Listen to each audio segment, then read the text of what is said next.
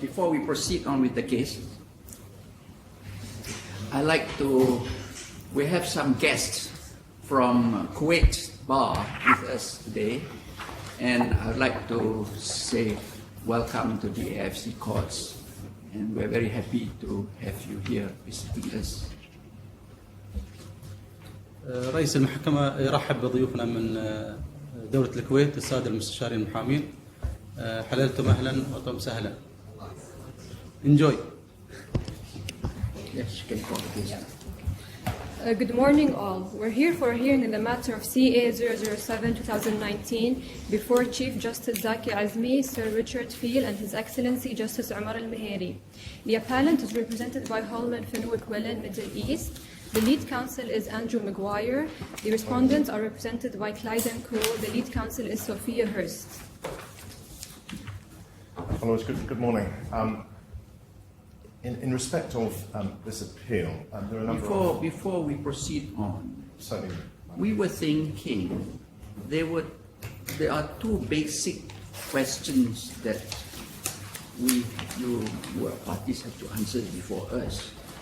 Is whether the applicant seeking to set aside the judgment, how is he directly interested in this suit that was filed between the claimant and the respondent?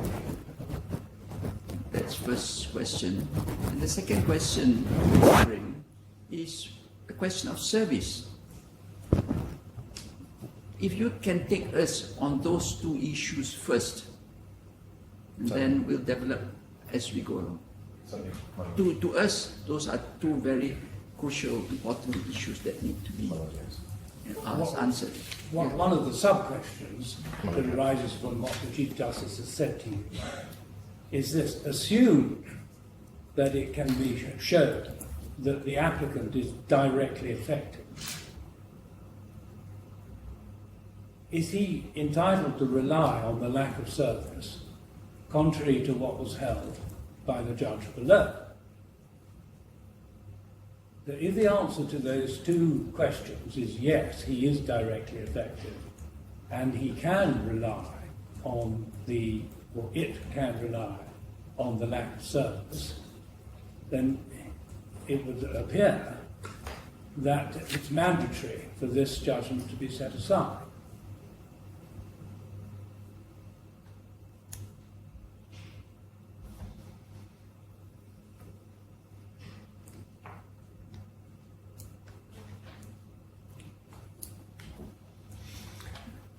My Lords, in respect of housekeeping, there are a number of three matters that I would wish to assist your Lordship. Firstly, in respect of Bundle 1, tab 15, which, my Lords, is the appellant's supplemental skeleton argument, there are 6 pages, a number of emails and 2 letters dated 30th of May of this year, which we've handed copies to my learned friend, and there should be copies to be handed up to your Lordship. Would this be relevant to the two issues that we just raised? If it is relevant, then it may not be, but it's just for completeness sake at this stage.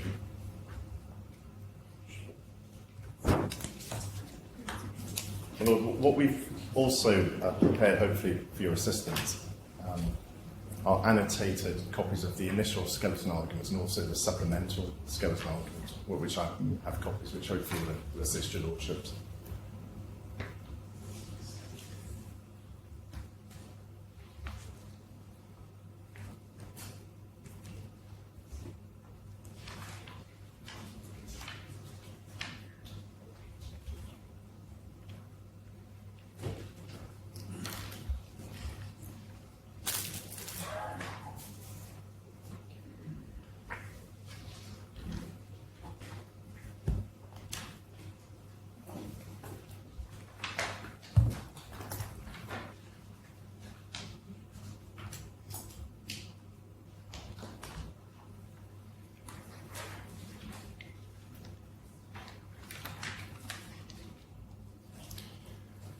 Well, Lord, in relation to the first issue which the Lordship very helpfully has raised, the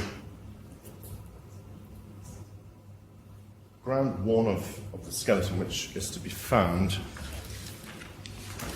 it's in the first bundle at tab 9, my Lord.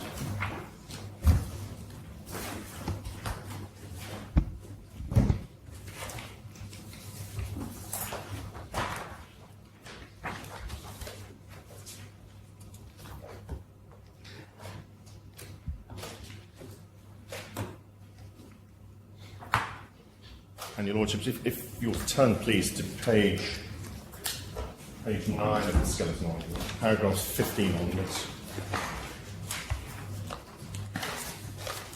which refers to RDC 36.33, and in particular, my Lords. I beg your pardon. What's it again? I'm so sorry, it's tab 9. Bundle? Oh, forgive me, bundle 1, my Lord. Bundle 1, tab 9. Okay, tab 9. Yes, go on. And it's tab 9, it's at page 9, my Lord. Yes. Paragraph 15 onwards, which refers to erroneous assessment of material and adverse interest. This is to be replaced by what you just given? Oh, yes, please. Oh, I see. Okay. That's what I thought. I was looking at this. When everybody looking at the bundle, I was a bit confused. Okay, go on. Sorry, well, hopefully it will assist you and your Lordships with the annotations. Yes. No? Lord, at paragraph 15 on page 9, you see the reference there to RDC 36.33. A person who is not a party but who is directly affected by a judgment or order may apply to have the judgment or order set aside or varied. And the point which we make on behalf of the appellant is that the judge at paragraph 19 of his reasons, and my Lord, you'll find that at tab 2 of this first volume,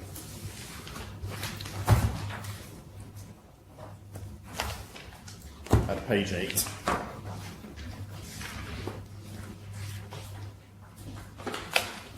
And in particular, well, paragraph 19.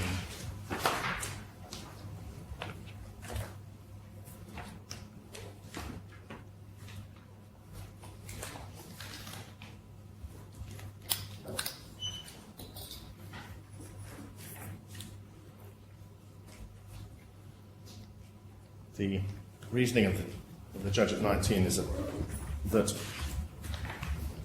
he just concluded it was the applicant is directly affected, but he did. he doesn't seem to.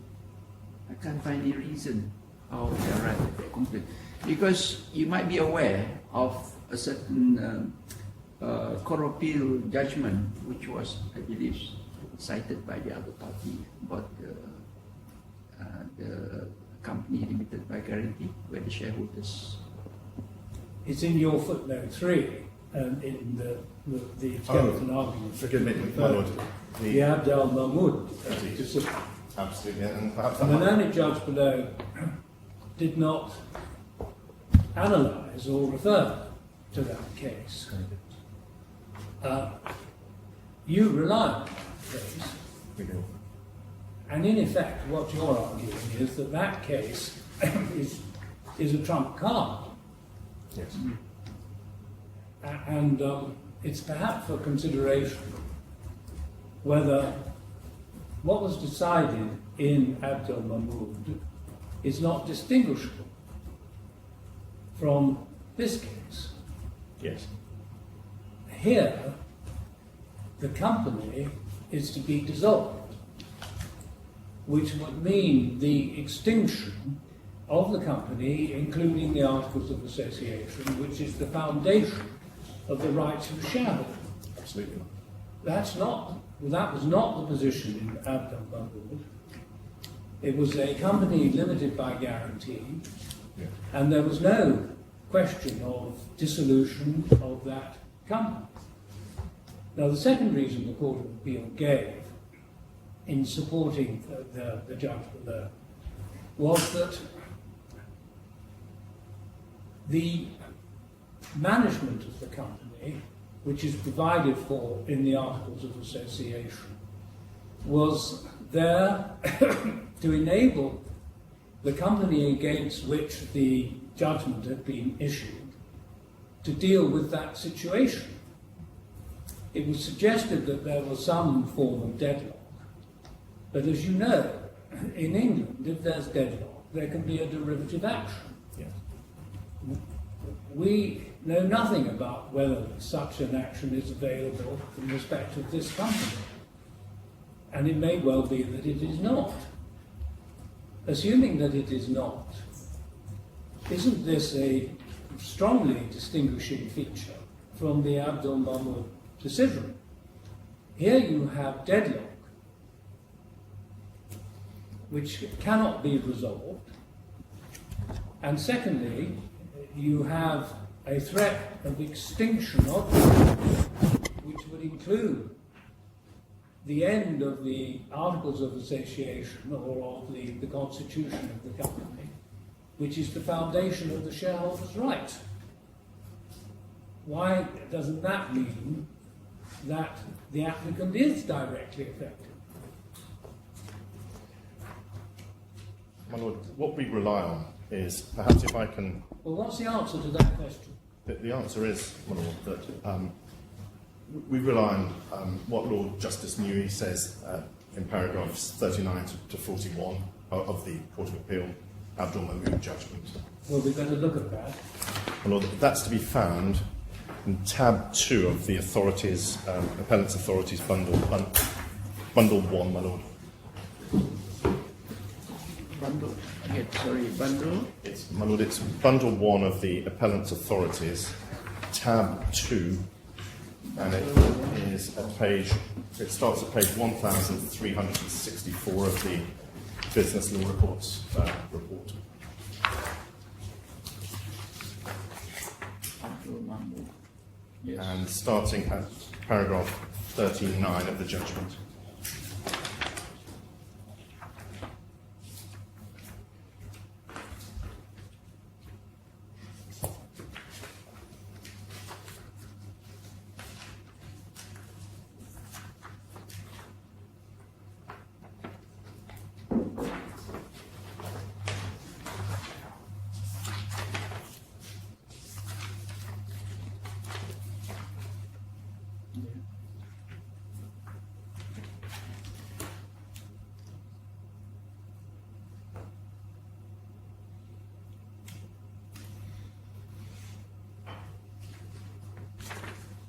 Yes, please go on. My Lord, in terms of the status of the applicant, we say that that applicant could be heard on the winding up of the company as a creditor. But what we rely on, in terms of the step before that, is the fact that the applicant, qua shareholder, the rights are on all fours, we submit, with what Lord Justice Muhairi refers to, in particular, paragraphs 39 and 40 of the Abdul Mahmoud judgment.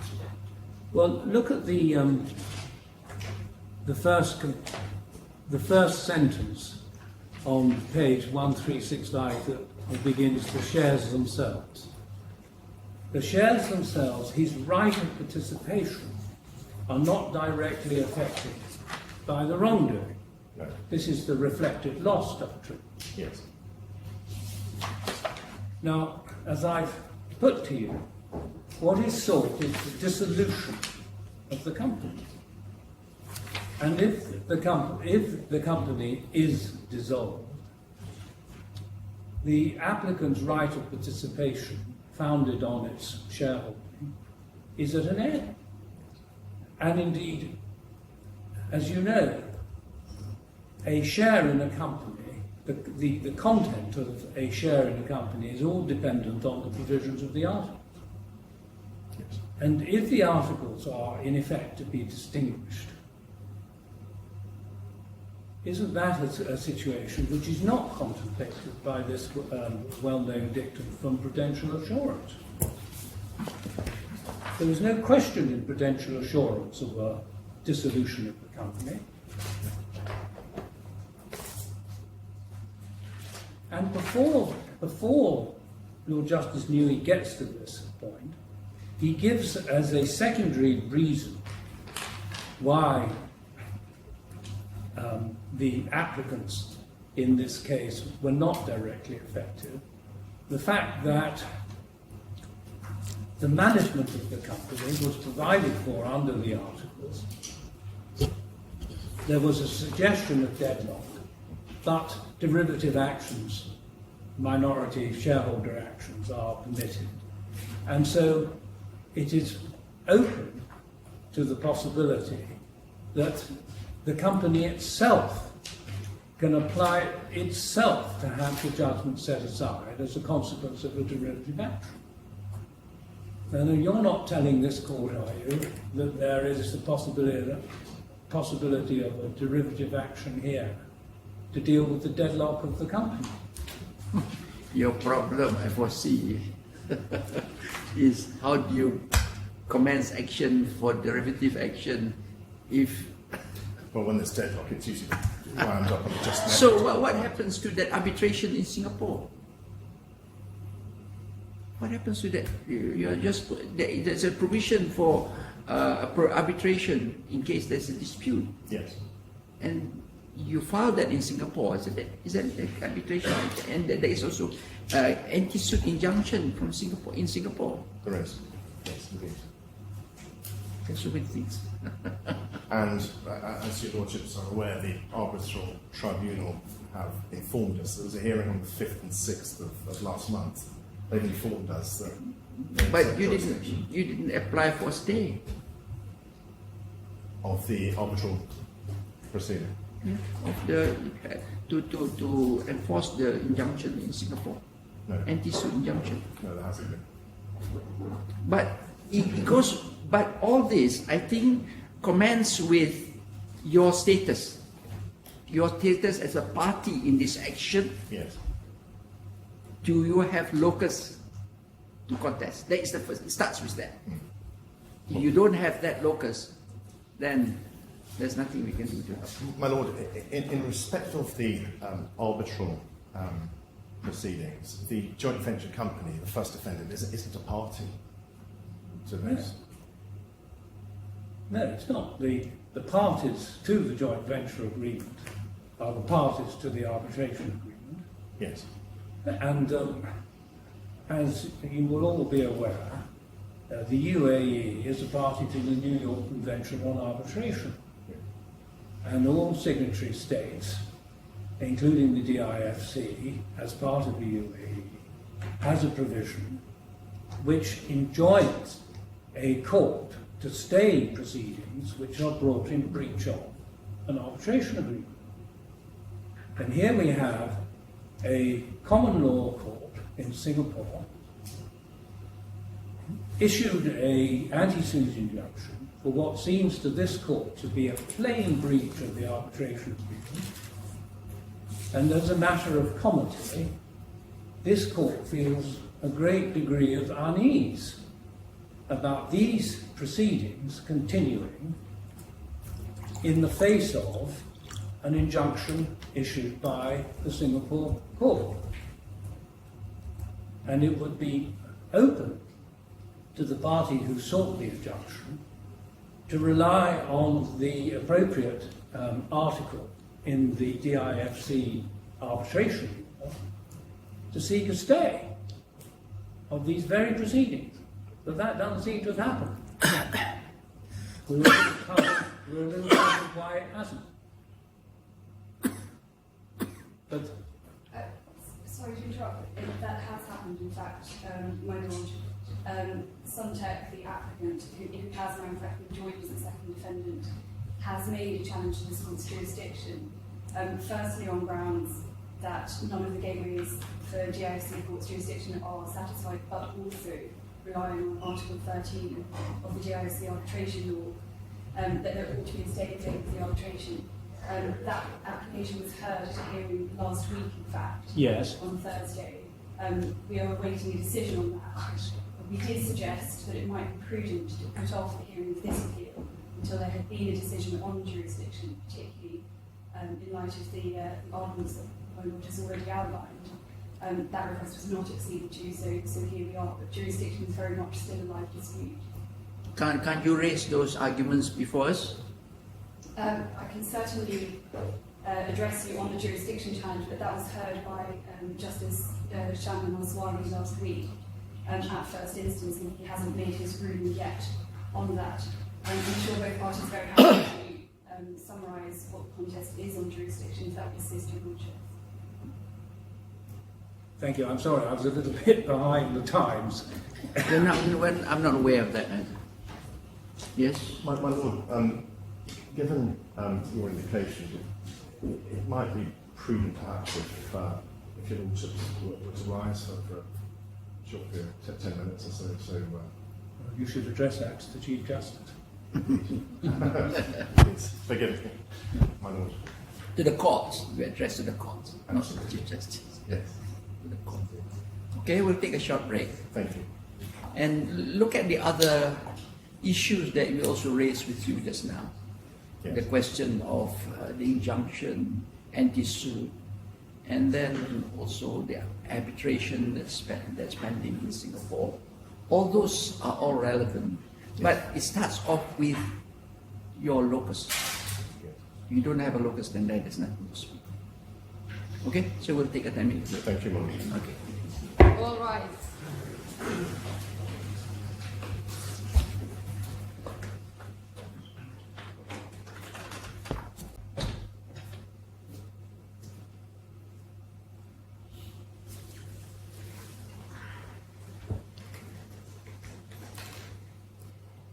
Yeah. My lord, thank you. In relation to the value to be attached to the deadlock company, in our submission, that there is no value whatsoever at the present time. That was the reason for the dissolution application, to effectively put a lid on any potential losses. We say the applicable law is the UAE law, which, if I can refer your lordships, please, to volume 2 of the appellant's authorities. It's the federal law number 2 of 2015 on commercial companies, and in particular, my lords, if I can refer you, please, to Article 295. That's to be found at page 97 of tab 24.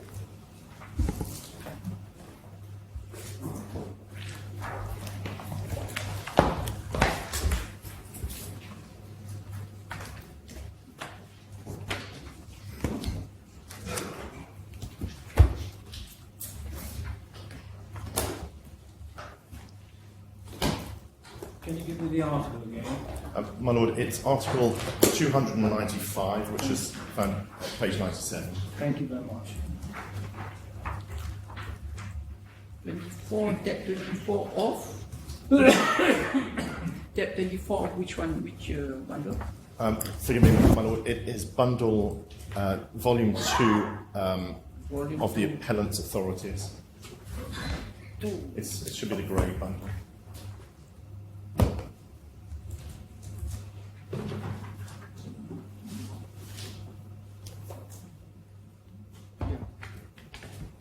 And my lord, it's tab 24 at page 97.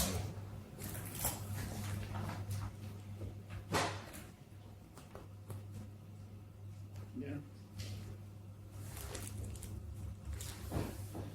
My lord, we submit, pursuant to Article 295, a partner has an unqualified right to bring a claim pursuant to Article 295, and in particular at 2953 we submit as relevant here the loss of all or most of the assets of the company, so that the investment of the balance should not be economically profitable. And in our submission, the right that a partner has pursuant to this article is the applicable right, not a derivative claim on behalf of the company. So essentially what we say is... Yes, but the company is deadlocked. The company is unable to defend itself. It's unable to resist. It's unable Yes. to seek to have this judgment set aside. And as I understand it, there are no provisions equivalent to the English provisions for derivative actions where there is deadlock. And so you have to come back and face the point that the proceedings you have begun Yes. are aimed to extinguish the company, which of course would include the extinguishment of the shares, the extinguishment of the Articles of Association. And that is a strikingly distinguishing feature from the decision of the English Court of Appeal. My Lord, in respect of the right of a partner under Article 295, we say that is the operative applicable law, and we say it's unqualified, and we submit that the respondent would have a right to be heard in the winding up, and also by reason of the arbitration. So they're not without any remedy. Well, you're not, with respect to you, you're not really dealing with what's troubling the court. The question is the applicant directly affected? The applicant is a 50% shareholder of a deadlocked company which is facing dissolution. And we have these remarkable distinguishing features that distinguish it from the English Court of Appeal. How do you say that this applicant is not directly affected given these distinguishing features? Your argument is predicated upon the application of the English Court of Appeal, and you go on and say, and what the judge should have done was to have investigated what the real interest is in this company under UAE law. Yes. But if in fact the predicate of that argument is the premise of that argument is incorrect, and that the English Court of Appeal decision does not apply, then it's for serious consideration whether or not the applicant is directly affected. My Lord, in our submission, we say that pursuant to Article 295, the applicant would have rights in the winding up of the company. And moreover, in respect of any contractual claims that would ensue, the arbitral proceedings, which would run in tandem, is the correct forum for those issues to be dealt with. It has no right in respect of a deadlocked company to seek to have a judgment in default set aside on the basis that there is no proper service.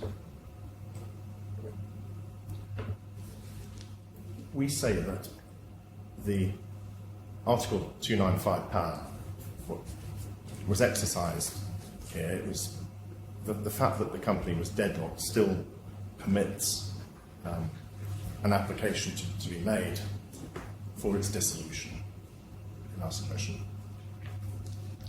The issue that the English Court of Appeal relied on in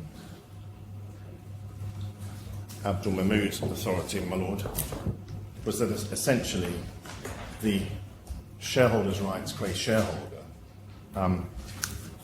were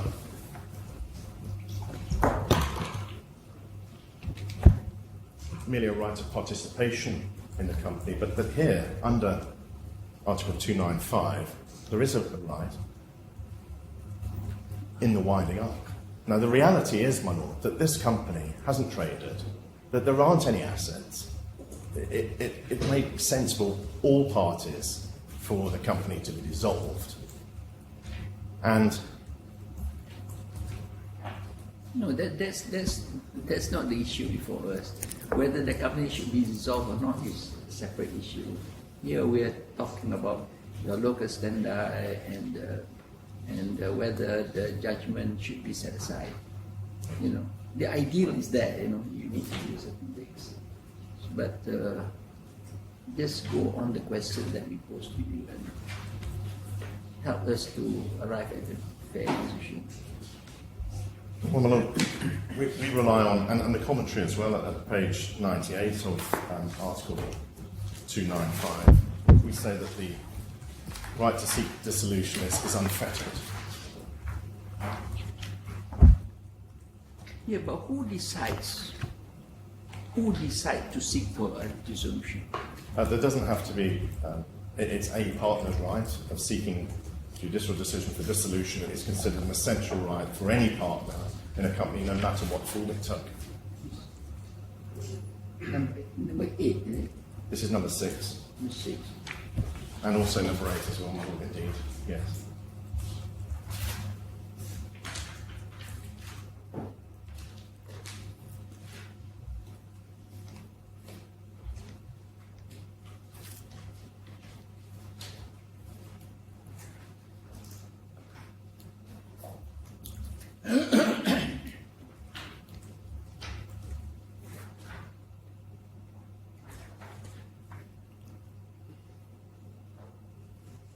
Assuming for the moment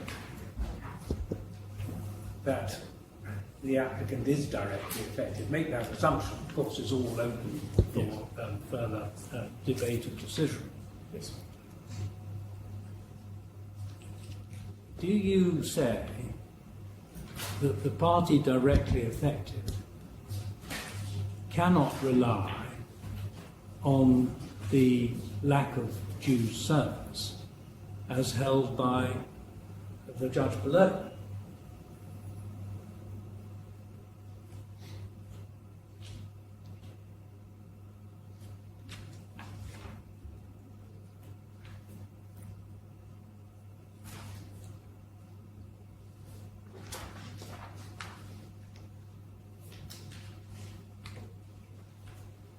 My lord, what we say in respect of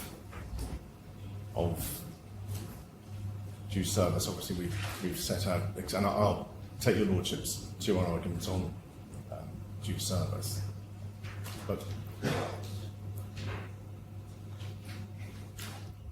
you see, the judge held, without giving any real reasons, yes, that even though the applicant was directly affected, because it wasn't the company, it couldn't rely on the lack of service, which would lead to a mandatory setting aside. And the court is a little puzzled by that part of his reasoning. I mean, can you uphold that reasoning? And if so, on what basis? my lord.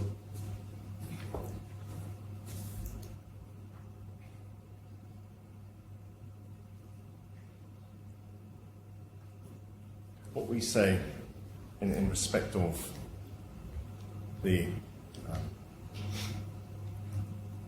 service point, shall I go through my submissions in respect of that? Well, I think this is a discrete point. I think the court would be helped if you could deal with that. And then, of course, you'll have submissions as to whether there has been Yes. proper service and whether or not assume the applicant can take the service point. Yes. What can the applicant rely on? What is it open to him, to put before the court to establish that there's been a lack of due service? But this is a discrete point that has been put to you. My lord, what we say is that essentially we were entitled to seek the order for dissolution, and pursuant to Article 295. And in those circumstances, the service point is we submit, it's essentially irrelevant because it came after the event. We were entitled to seek an order for dissolution. If the company was not deadlocked, and you brought this application for dissolution, Yes. and there hadn't been proper service, notwithstanding Article 295, the company could, as of right, have the judgment set aside, couldn't it?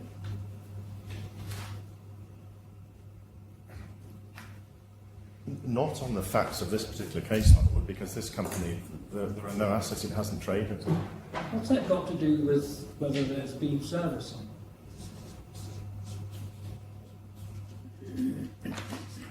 The application for judgment in default was on the basis that a notice of appearance had not been served within the due time. Indeed.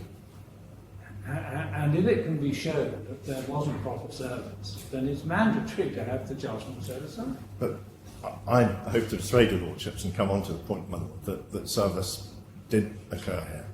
All right. So, well, can we just before you go on to that? Indeed. With respect, you haven't answered my question. Do you seek to uphold the judge's conclusion that although the applicant was directly affected, it could not rely on, it couldn't seek to rely, not could not rely, it could not seek to rely on the lack of service?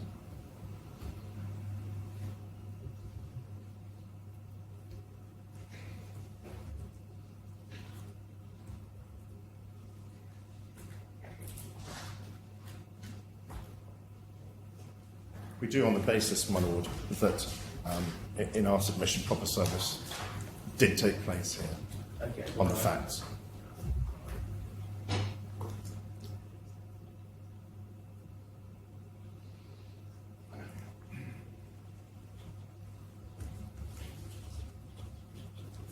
My lord, it may be of assistance if I refer your lordship to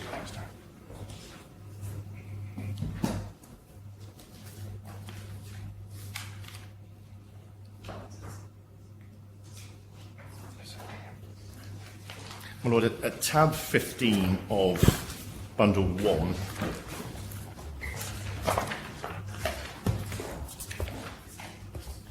we meet head on the issue of locus standi.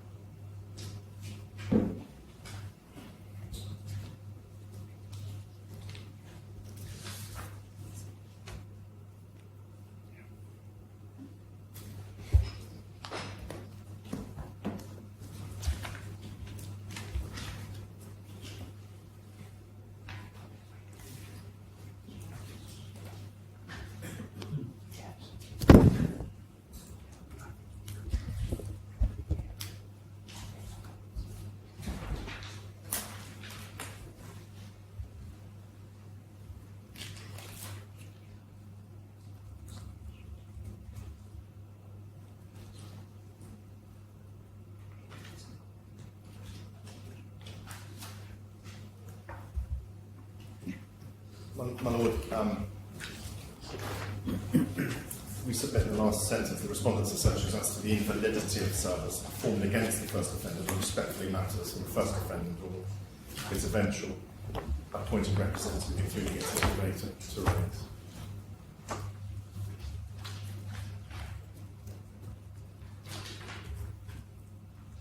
My lord, going back to the concern that was raised as to anti-suit injunction earlier. Our position in respect of that injunction is that service was never effected on us. We were not served with it. And by reason of and you will have seen in the documents reference to my instructing solicitors, but were not instructed to accept service. It was going to have to occur through diplomatic channels. So, consequently, in respect of the anti-suit injunction, we distinguish this claim for dissolution because, in essence, the arbitral tribunal hasn't the power to dissolve this joint venture company. Come on. It's the plainest breach of the arbitration clause to bring the action that you've brought, isn't it? And although you may not have been formally served, you know perfectly well that the injunction has been issued, and yet you snap your fingers at the order of a common law court to which this court would have strong feelings of comity. My Lord, the chronology was that we were aware that there was an application taking place in the High Court in Singapore, but this application in temporal matters took place prior to the Yes, but granting. you're continuing with it. When we are on the basis, my Lord, that we say that this is an application for dissolution, that the arbitral tribunal, and it goes back again to Article 295, my Lord, that a partner ought not to be fettered in its right, effectively, to seek dissolution. Notwithstanding that it's signed an arbitration provision. The two matters run in tandem, which is essentially what is taking place at the present time. I would assume that the parties is aware of this provision that you are citing when they entered into the joint venture agreement providing for arbitration. So they are aware. If there's a dispute, we go for arbitration. Yes. And And now you are saying that ignore that clause, refer back to this law. I'm not saying ignore it. I mean, if it is dissolved, what arbitration are we talking about? It's the various claims that are being made for on a contractual basis in the arbitration. What we say this claim relates to is a statutory right under Article 295 to seek dissolution, which the arbitral tribunal has the power to make any finding. Yeah, but So it's a as statutory my power. little brother has said, that once you dissolve, there's nothing to talk about, cease to exist. What's the purpose of the arbitration then?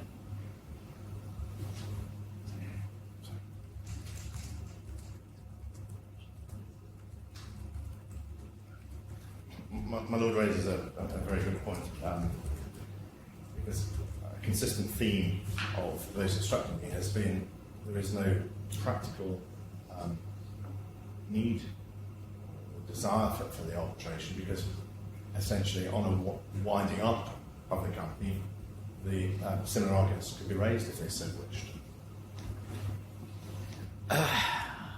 Okay, I think we are still waiting for your answer on the service issue. Certainly, my Lord, I will take you to that.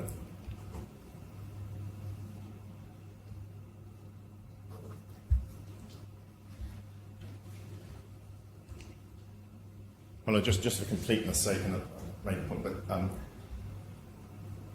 one of the grounds for terminating the joint venture agreement is a court order dissolving the joint venture company, which essentially envisages a separate procedure outside the ambit of the arbitral agreement.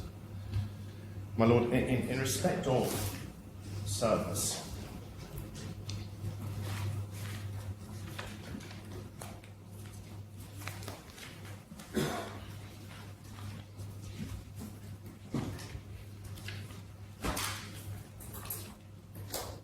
if I can refer your lordships, please, to the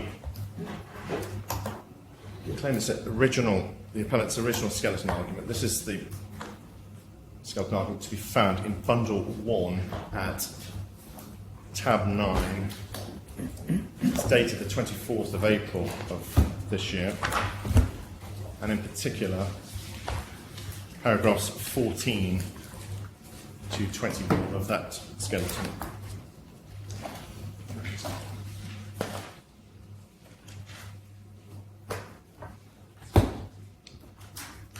Forgive me, I do apologise. It's page 14, I should say. Page 14 to 21. It's paragraph 33. It starts.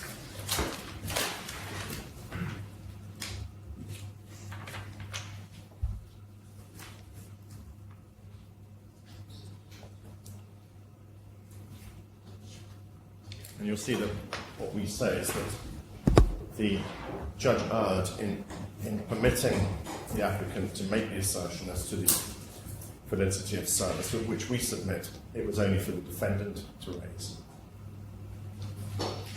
We say it was not a relevant consideration for the applicant's application in this matter. We raised the point on paragraph 34 that pursuant to RDC Rule 9, at the hearing the parties, we submit, were not afforded a proper opportunity to make representations. And we say there was evidence of proper service that was not properly considered.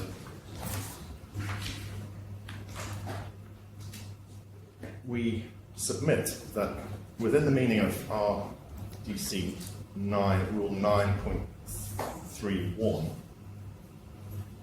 we say that the judge erred in not considering whether there was a good reason on the facts in pursuant to the principles, and we rely in particular on the Abella Authority, 2013 United Kingdom Supreme Court 44, in essence to deem that if service was not in strict accordance with Part 9, it had been nonetheless effective.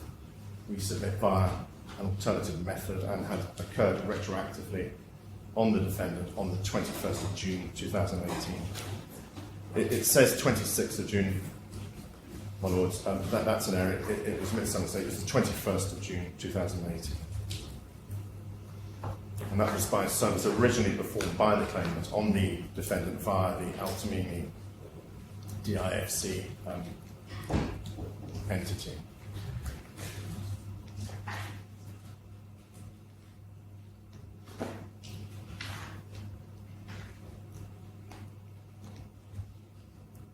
My lord, we refer to the Abella Authority, and perhaps that would be a suitable time to open it. You'll find that, my lords, in volume 1 of the appellant's authorities, and it's at tab 9.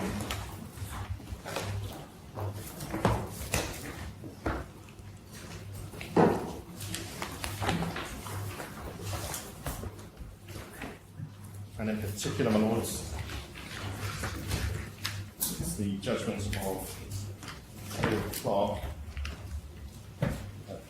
paragraphs 35 to 38. That's to be found at page 2057 of the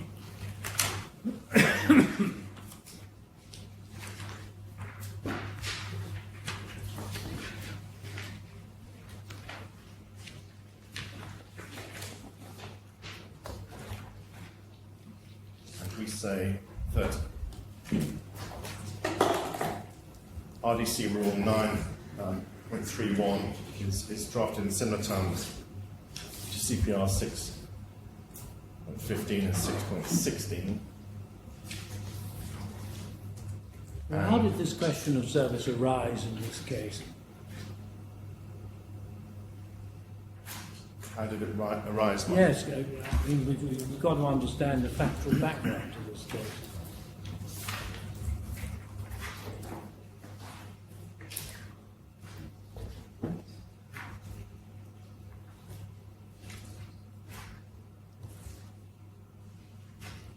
Well, what happened is the claimants commenced proceedings against the first defendant, who's domiciled in Lebanon, country none is signatory to the Hague Convention or any bilateral convention. And on the claimant's application for permission to serve the documents out of the jurisdiction, the judge, pursuant to CPR 6.36 and 6.37, gave them permission to serve the first defendant at a specified Beirut address,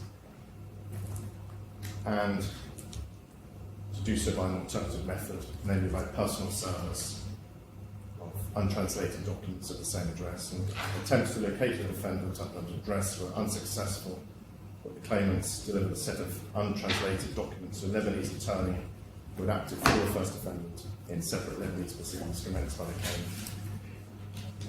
The attorney returned the documents stating that the first defendant would not instruct him to accept service on his behalf, and without giving any address where the first defendant could be served.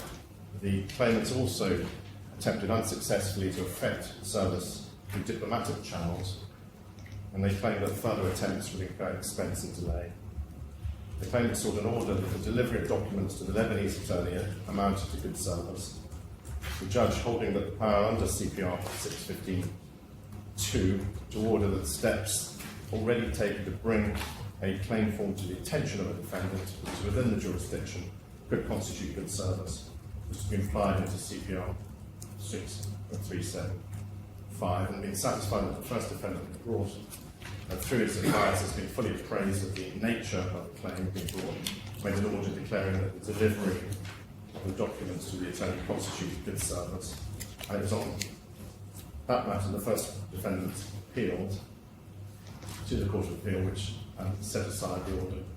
The Supreme Court allowed the appeal, my lords, and held that in a case not involving the Hague Service Convention or bilateral service treaty, CPR 16.6.5.15.2 could be used retrospectively to validate a person's actions as constituting good service on a defendant who was outside the jurisdiction, provided that none of the methods set out in CPR 6.40 had been successfully adopted, and the requirements 6.40 that the party was not being authorised or required to do anything which was contrary to the law of the country and the claim forms to be served was observed. And deciding whether to make an order of such effect, the court was to ask whether in all the circumstances of the particular case there was a good reason to do so, and that although the mere fact that the defendant had learned of the existence and content of the claim form could not in itself constitute a good reason to make an order. It was a critical factor for the court to consider, since the most important purpose of service was to inform the defendant of the contents of the claim form and the nature of the claimant's case. And the other relevant factors were whether the service through diplomatic channels had proven practical, and further attempts would be unacceptable delay and expense, and whether a defendant had refused to cooperate by disclosing his address. But the fact that the claimant had delayed before pursuing claim form would not say that in the exceptional circumstances be relevant. And that since an order under Rule 6.15 involved a value judgment by the judge rather than exercise of discretion, the greater the number of factors which the judge had taken into account, the more reluctant the appellant court should be to interfere with his decision. And that accordingly, since the judge's decision that there was good reason retrospectively to validate service by an alternative method had not involved any error of principle, there had been no legitimate basis for the court to fail to interfere with the decision. And my lords, at page 2057, that's paragraph 35 onwards, Lord Clark sets out what we submit are relevant principles. And my lord, what we've done is we have set those out in our written advocacy at paragraph 46.1 to 46.7. That's at pages 18 and 19 of the skeleton argument, to be found at tab 9 of volume 1, my lord.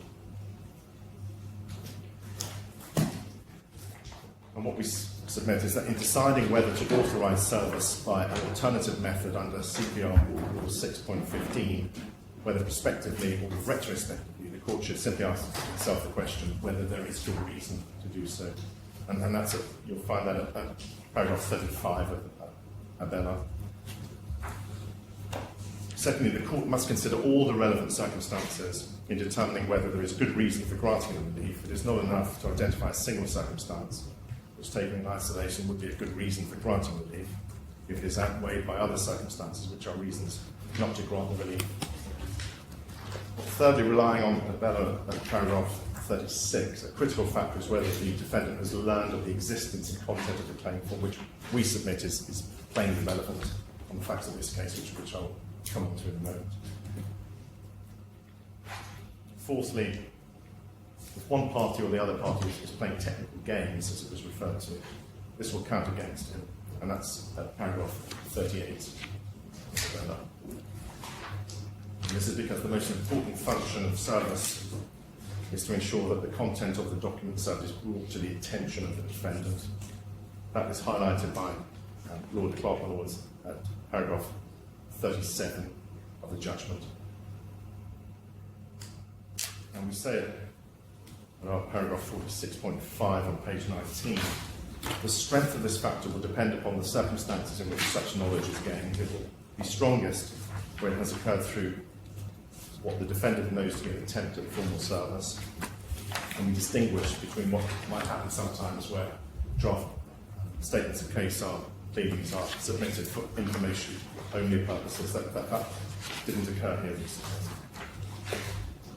Sixthly, we submit the mere fact that the defendant learned of the existence and content of the claim cannot of itself constitute a good reason. Something more is required, and that's set out by Lord Clark at paragraph 36 of the Abella judgment. And then finally, seventhly, there will be a focus on whether the claimant could have effected proper service within the period of its validity, and if so, why did not, although this is by no means the only area of inquiry. And again, Lord Clark deals with that at paragraph 48 of the judgment. The facts of this case before us today, the claim was on who was the claim served on the two addresses, isn't it? It was served on two addresses, yeah. But the same postal address. yeah, but what does the joint venture agreement provide as to regards service of documents? I'll take instructions on that.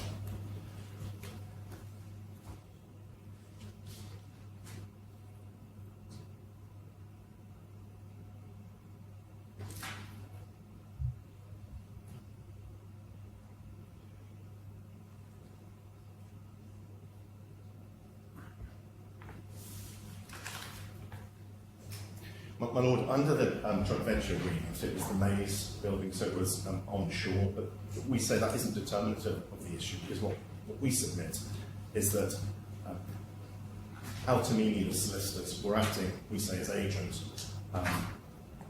But they're two different companies, aren't they? Altamimi, the one on Maze Tower, and the one here are two different companies. And then the one in the Maze Tower is outside the jurisdiction of the IFC.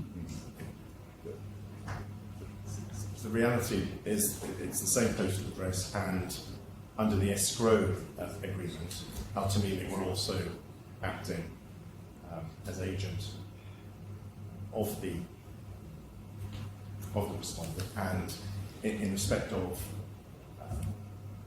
service, in respect of the escrow agreement, that was sent to the DIFC address. Can you help me with this? I'm a little bit behind on the facts. There was one act of service in the sense that documents were delivered to an address by courier, was that? Or was it through the post or what? It was by courier. It was by courier. Indeed. And just remind me, which address was it that the courier took the documents?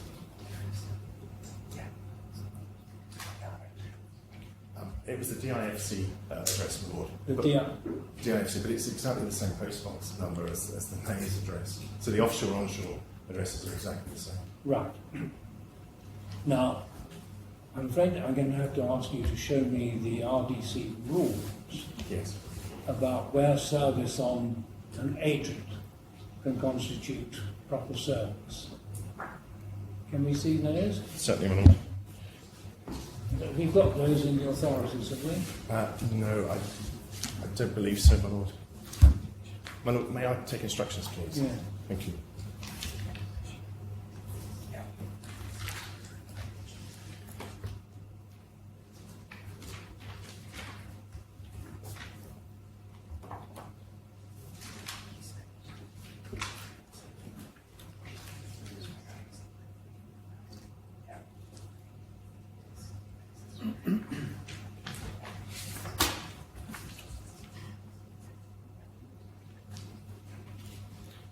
My lord, it's inviting your free lordships to Rule 9.19.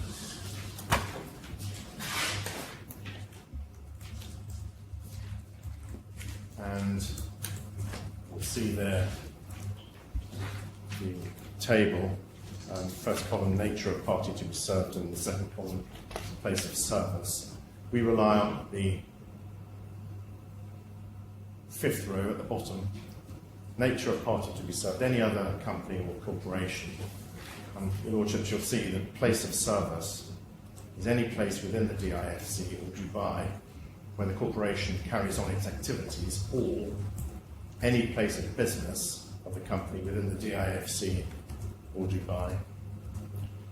And what we say is that the place of business of the company was within the DIFC. And the reason we say that is because Al-Tamimi held the share certificates in their DIFC office.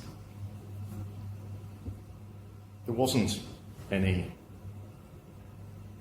trading activities because it essentially has always remained effectively a moribund, dormant company.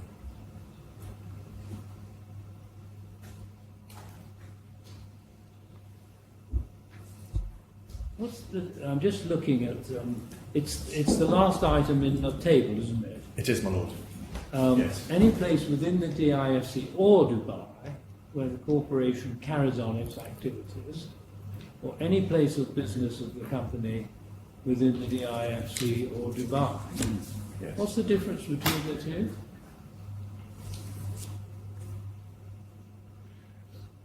Between the DIFC or Dubai? No, the two sentences. Oh, I do apologise. Sorry. Well, not sentences, they're disjunctive, aren't they? They are disjunctive, and we submit they apply here because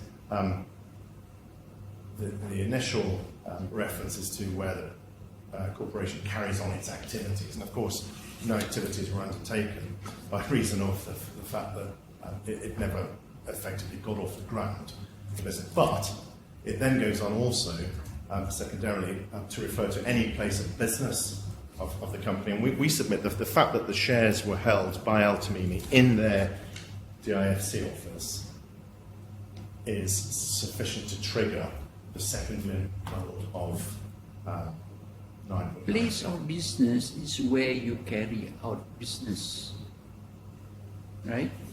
It's not where you keep the shares. That could be the registered office. Where you keep your shares could be the registered office. Or rowing back somewhat, if I may, from that former submission, whether it carries on its activity, the activity of effectively the safeguarding of the share certificates. Either way, I submit that there is sufficient factual evidence here to trigger 9.90. Does the registration of the company in question require a registered address to be provided? Find that for the lordship.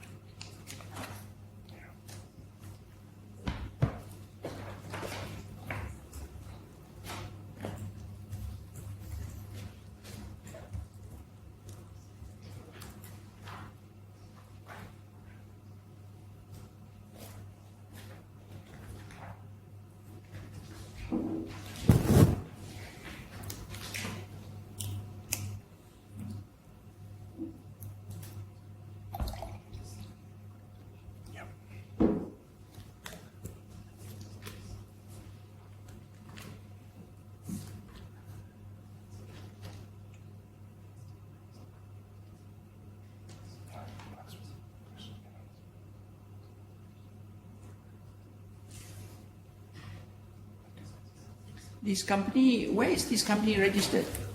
It is registered, my lord, in the Jebel Ali Free Zone. So that's to be found. The incorporation certificate, my lord, is in volume 2 of the appeal bundle at tab 43, and it's page 2, my lord. Hey man, just tell us where is it registered?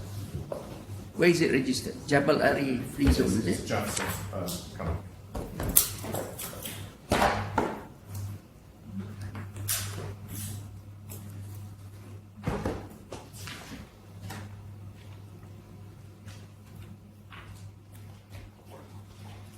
And the registered office is to be found at page 3 of the. And where is that? My lord, that is it's behind tab 43 in bundle 2. And the address is? The address is registered office. The registered agent of the company is Altamini Company, advocates and legal consultants, 20th floor, the Maze Tower, Shadeside Road, and then PO Box 9275 Dubai, UAE. And of relevance to the point submission I made earlier, my lord, about the same PO Box address, one can see at page 25 of the documents. This relates to title deed dated 15th of July 2015, and one can see on page 25, halfway down it states the buyer's detail, the second part, name of the buyer, and the first defendant's name is there. And the first column, named down from the buyer's nationality, 1D, card number, passport number, mobile, and reading across, one can see registered agent, PO Box 9275, which is the same PO Box address. Sorry, this is page 24. So, what you're giving us is the address where the claim is to be served. It is, because It is neither, it's a post box office, It's a post box address. the joint venture company didn't have any office space. So it's neither a place where it carries activities, nor its place of business. It's referable, we submit, my lord, to the to its agent, Altamini, the law firm, acting at all times as its agent. Or it is an address where both parties agreed to be served, excluding 1919, their provision where parties have agreed to be served. But there is the I'm added. sure normally there is. Give me my lord. I'm sorry.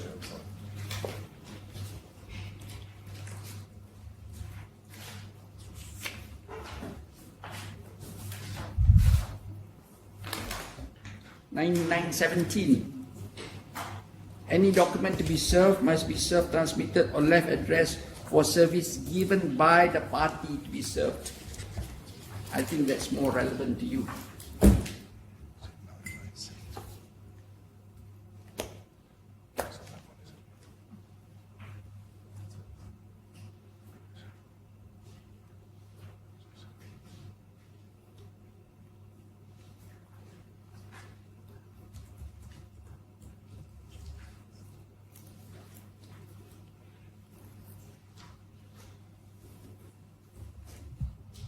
If you are finished with yours, we'll hear the respondent. Certainly. We cannot go on like this, you know. Every time you have to consult your instructing solicitors. Okay, can we hear Ms. First? My lord, certainly. I'm in your hands as to which order you want to take points, but there are. We'll take in the order that Mr. McQuire has submitted.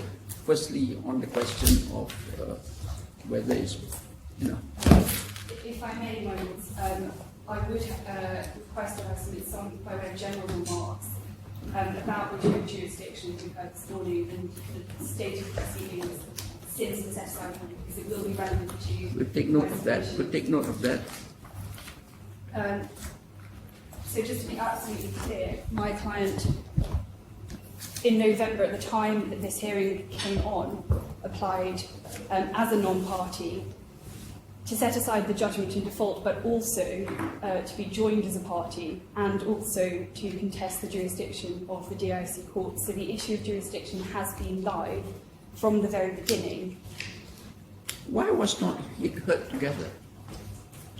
My Lord, those issues were canvassed at the November hearing. Justice Shamlin considered that the issue of jurisdiction hadn't been adequately pleaded by both parties, and he thought that it would benefit from a separate and fuller hearing. Okay. And that's reflected in his order.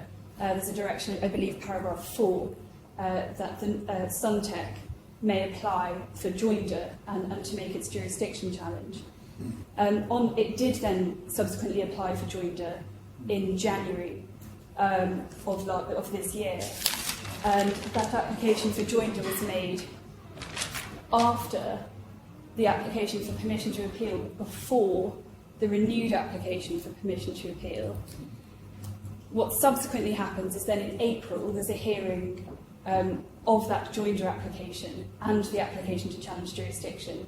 Both were before the judge, but the judge decided that he wanted to only deal with the issue of joinder on that occasion.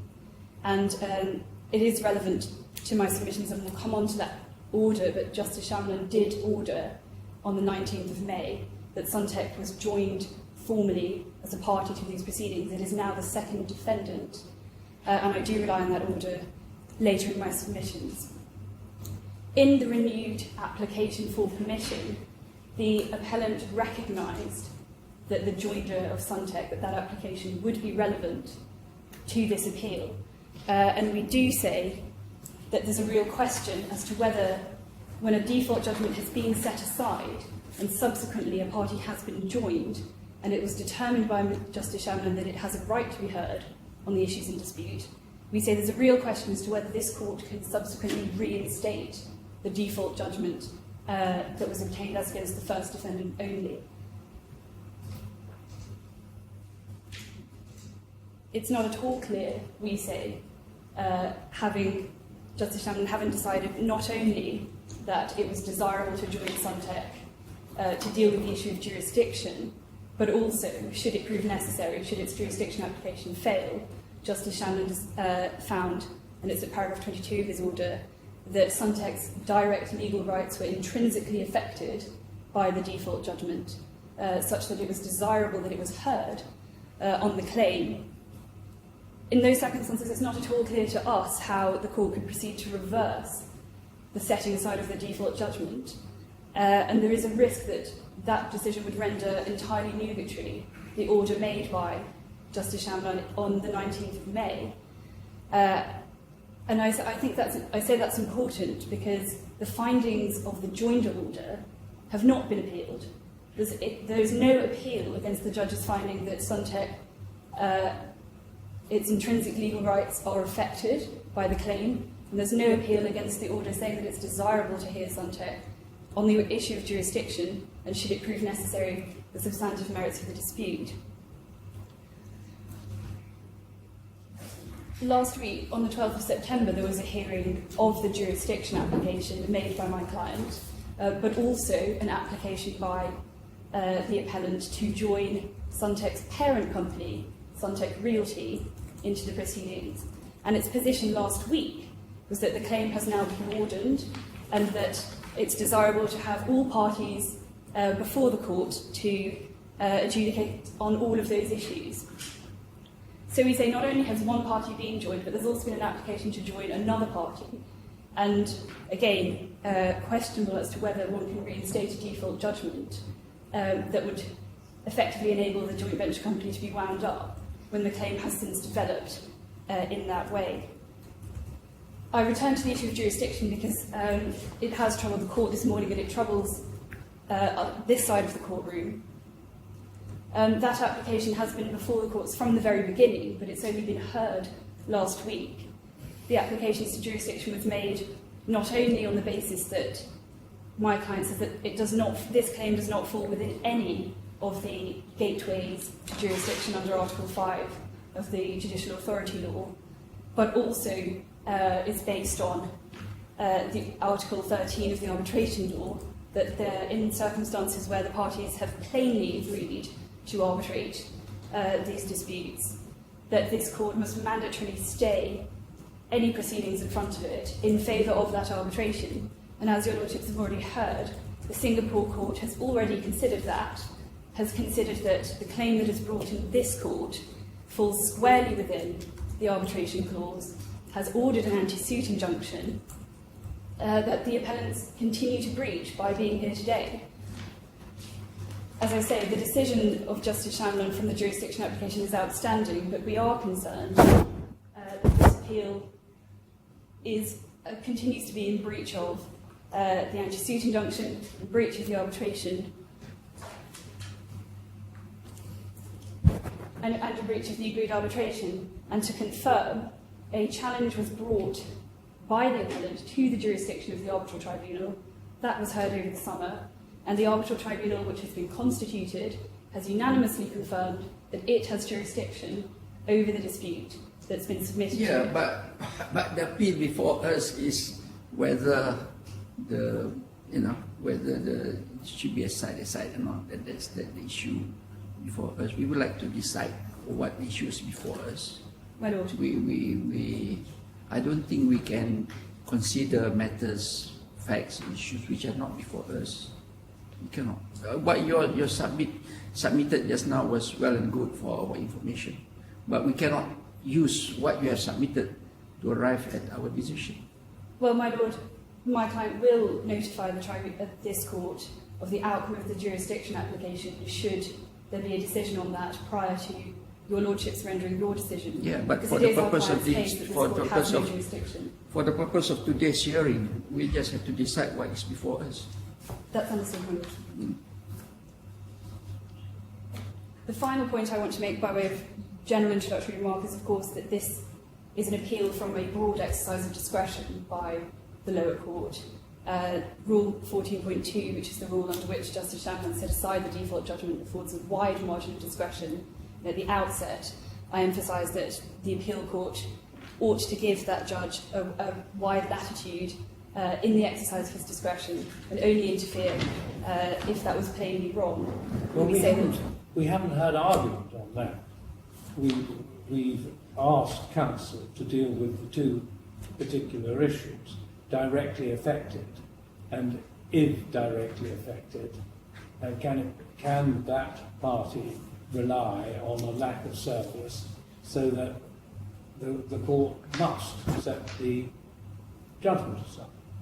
Indeed. Well, turning to my lord's first question as to the issue of directly affected, by way of authority for how one interprets that rule, directly affected, if I could ask my lords to turn to the authorities under the respondent.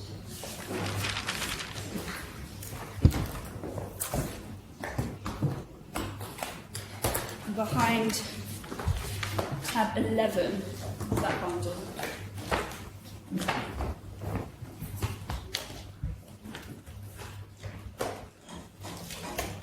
Tab 11 of? Tab 11 of the respondent Sunteck's authorities bundle.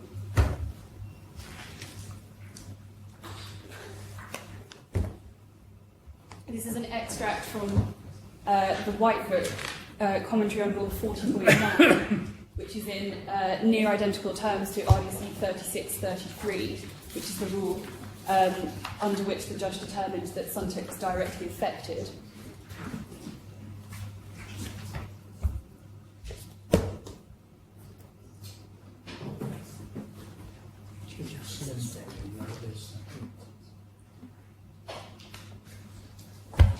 Oh dear.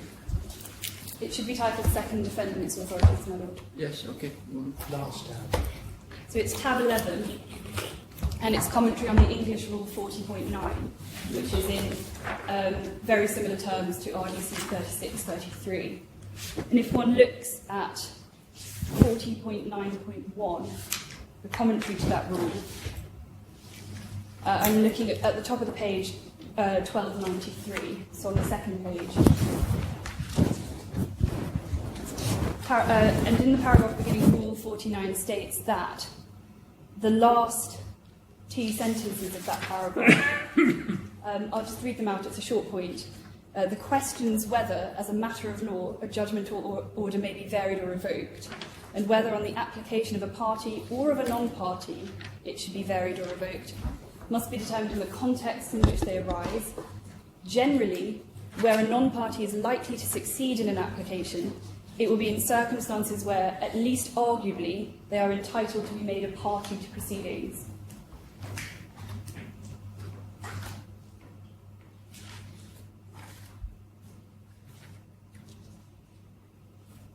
So we rely on that provision, and also, my lords, if I could ask you to turn to page 1296. I'm not sure how I understand what you've just read to us, how that relates to the wording, directly affected.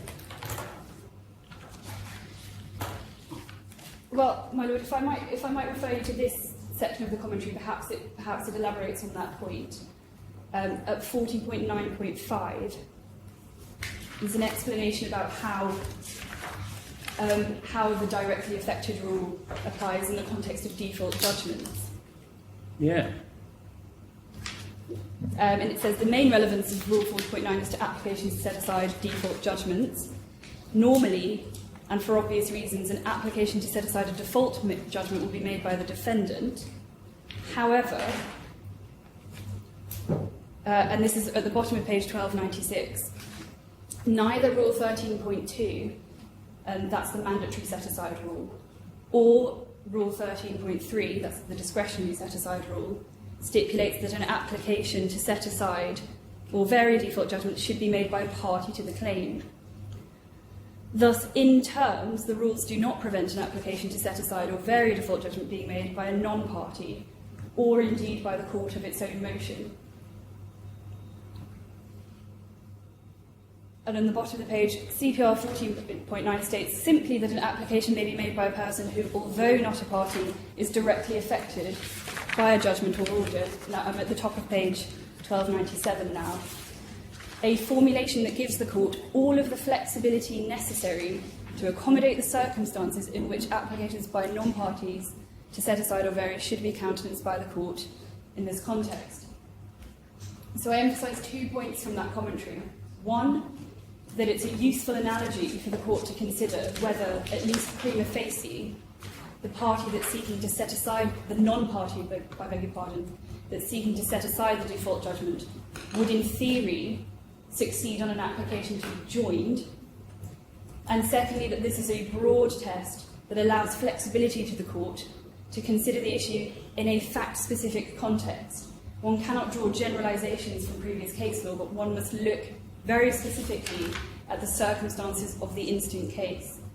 And those are the 2 points that I want to draw. Okay, can you relate what you have submitted to the facts of the case before us? Indeed. And this was before the Court of Appeal decision. It only cites the decision of first instance by Mr. Muhairi. This is the 2019... Well, I'm just looking at page 1290. It may be an error on the part of the Rules Committee, my lord, but this is the latest Well, version. the only citation as to the Abdul Mahmoud case is in respect of what was heard by what was held below. Just look at the bottom of 1297.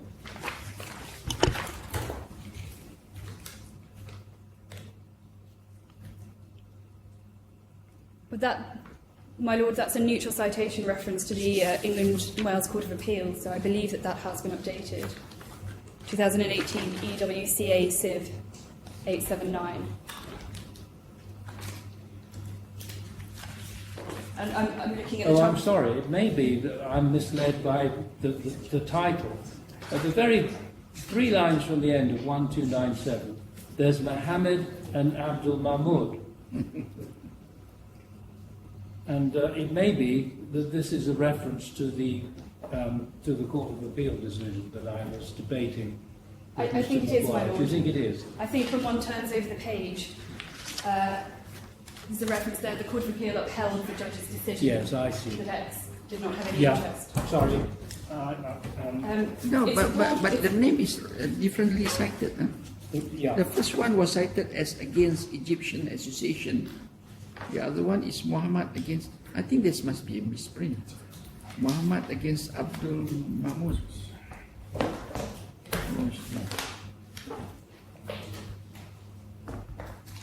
Why not? What was the reference in the, just now that was cited?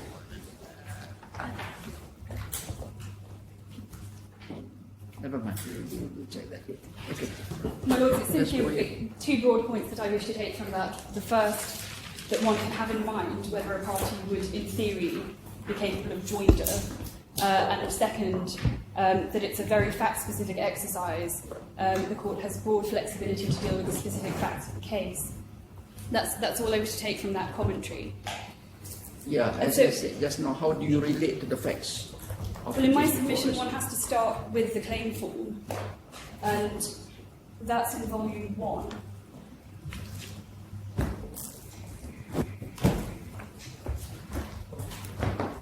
Volume 1, tab 18.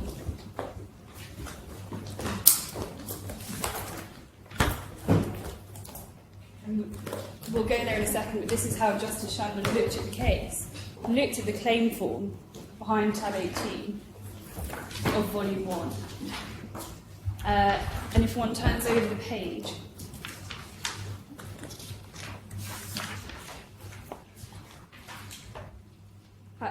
in particulars of the claim, brief details of the claim, I'm looking in that box, the sort of short paragraph, the right-hand side of the page. Beginning at paragraph 2, the claimant, that's the appellant here, holds 50% of the shares in the first defendant. The remaining 50% shareholding is held by the claimant's joint venture party, Realty through Sunteck Lifestyles, that's the respondent. Paragraph 4, the claimant and Sunteck entered into partnership together for the purpose of developing a plot of land in downtown Dubai.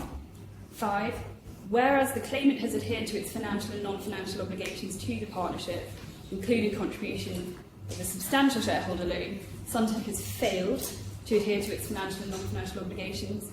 Paragraph 6, in light of the foregoing, the objects and purpose of the claimant's partnership with Sunteck in the defendant company is frustrated, such that the continuation of the partnership no longer remains viable in the circumstances the claimant seeks orders as set out below.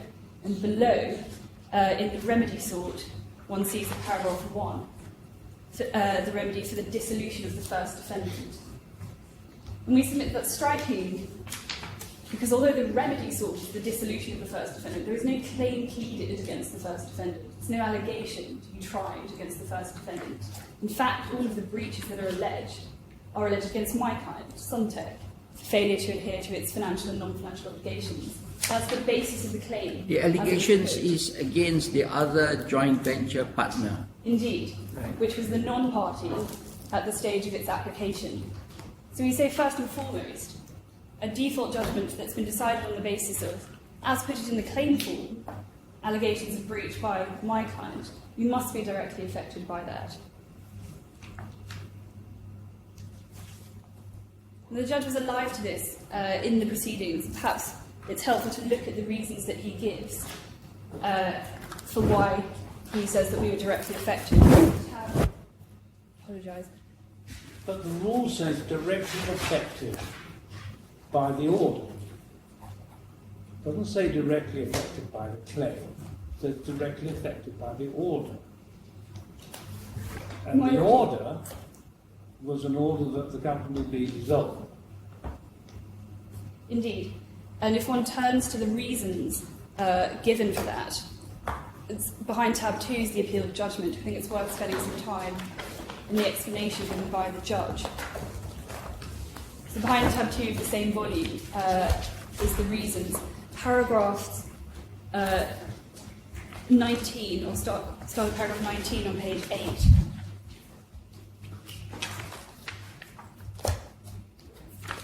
summary of the applicant's case. This is a summary of our case in November that clearly are affected by the default judgment that dissolves a company of which it's 50% shareholder, was obtained in breach of the JV agreement, and results from a breach of the Singapore injunction. So not only the shareholding, but also the fact that the dispute has been brought before these courts at all in breach of an agreed dispute resolution forum. Paragraph 23. Justice Chandler declines at this time to assess whether the interest in the dispute resolution portions of the JV is sufficient, because this argument is much more relevant to the issue of joinder. So he's alive to the issue that there's going to be an application for joinder, and that that's the time that we deal with whether or not there's been a breach of the arbitration agreement, but not to say that it's irrelevant to his decision. Instead, it's clear to me that the applicant's interest as a 50% shareholder in a company that has now been ordered dissolved without its input, and I stress that, and presumably against its wishes, qualifies as it being directly affected by the default judgment. Paragraph 24, I find it persuasive that he would be able to be heard on an application for winding up as a shareholder. The claimant argued that a shareholder should accept the fortune of his share and exercise his right in voting and participating in the company. However, they are seeking to dissolve that very company and thus deprive the applicant of the ability to exercise its rights through voting and participation. I do not see how dissolution can occur without some comments as to the applicants and its interest in the defendant company and the dissolution proceedings. So that's the reasoning, and it draws on a point that my Lord made earlier to my learned friend. It's not simply the fact that Sunteck would be entitled to be heard on a winding up. It's about the fact that it's entitled to be heard as to whether that winding up should occur in the first place. It's not a mere shareholder, although, as my Lord pointed out, the rights attaching to the share, the ability to vote and exercise whatever direction it can to direct the company to take proceedings, those rights are stripped of any value in circumstances where not only stripped of any value, they are simply dissolved. Indeed. So if the company is dissolved, its constitution goes, and so the shares go. Indeed, my Lord, and it's exactly that. We rely firstly on the fact that there can be no question of Sunteck exercising any voting rights to prevent the winding up in circumstances where the board is deadlocked. And I do want to emphasise the point that the very fact of seeking the winding up in these proceedings is a breach of the articles of the joint venture company itself. And I can make that good looking at Volume 2. And I do think it's worth going there. So under the joint venture, as one might expect in a partnership, there are matters which are reserved to a unanimous decision of the board of directors. And Clause 16 of the joint venture agreement stipulates that a decision to wind up the joint venture company requires a unanimous vote, and that's reflected in the articles of the joint venture company. So in Volume 2, tab 43,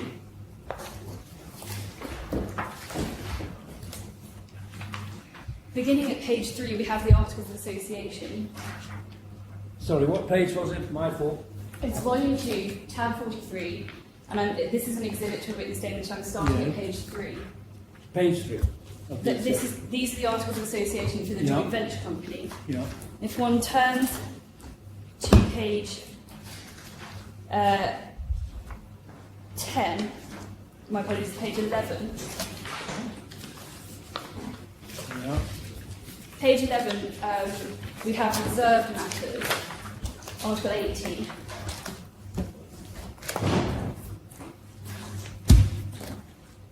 And then over the page on page 13, paragraph B, about a third of the way down the page, subject to the unanimous approval of the shareholders, the decisions on the following matters shall be passed by a board resolution, the unanimous approval of the directors. The following matters will constitute reserved matters. And then at F, approve any merger, liquidation, administration, dissolution or acquisition of the company. And at I, take any step to wind up the company. So we say that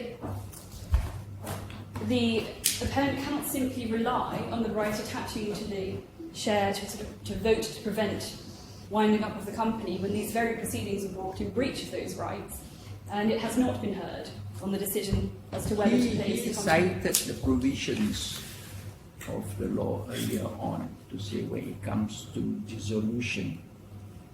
Are you saying that your JV or that law is subject to the JV agreement? My Lord, I am. I think the submission that was made was that Article 295 somehow confers an unfettered right, I think that was the phrase, on a partner to dissolve a joint venture company. But that's, as with any matter, subject to, unless it's a mandatory provision, subject to the agreement in the Articles of Association of the company itself. And the partners have, by the Articles and by the joint venture agreement, fettered. Is there anything in the law which says what you just mentioned? My Lord, it doesn't. Because the way I understand it, your contract is always subject to the law. The law cannot be subject to the contract. Well, my Lord, we can look at Article 295, but nowhere in, that's in the Claimant's Authorities bundle, I beg your pardon, at tab 24. But nowhere in the wording of that article does it say that this is mandatory or that one partner can do it without the consent of the other.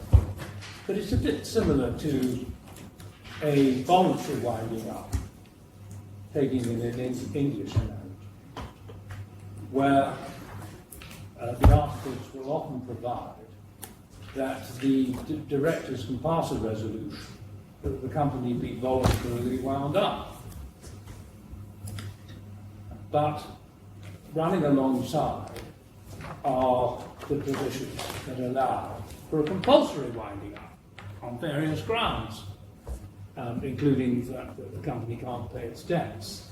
And isn't the provision you've just shown us really applicable to situations where the company itself has made a decision that it wishes to be dissolved, it wishes to be wound up itself?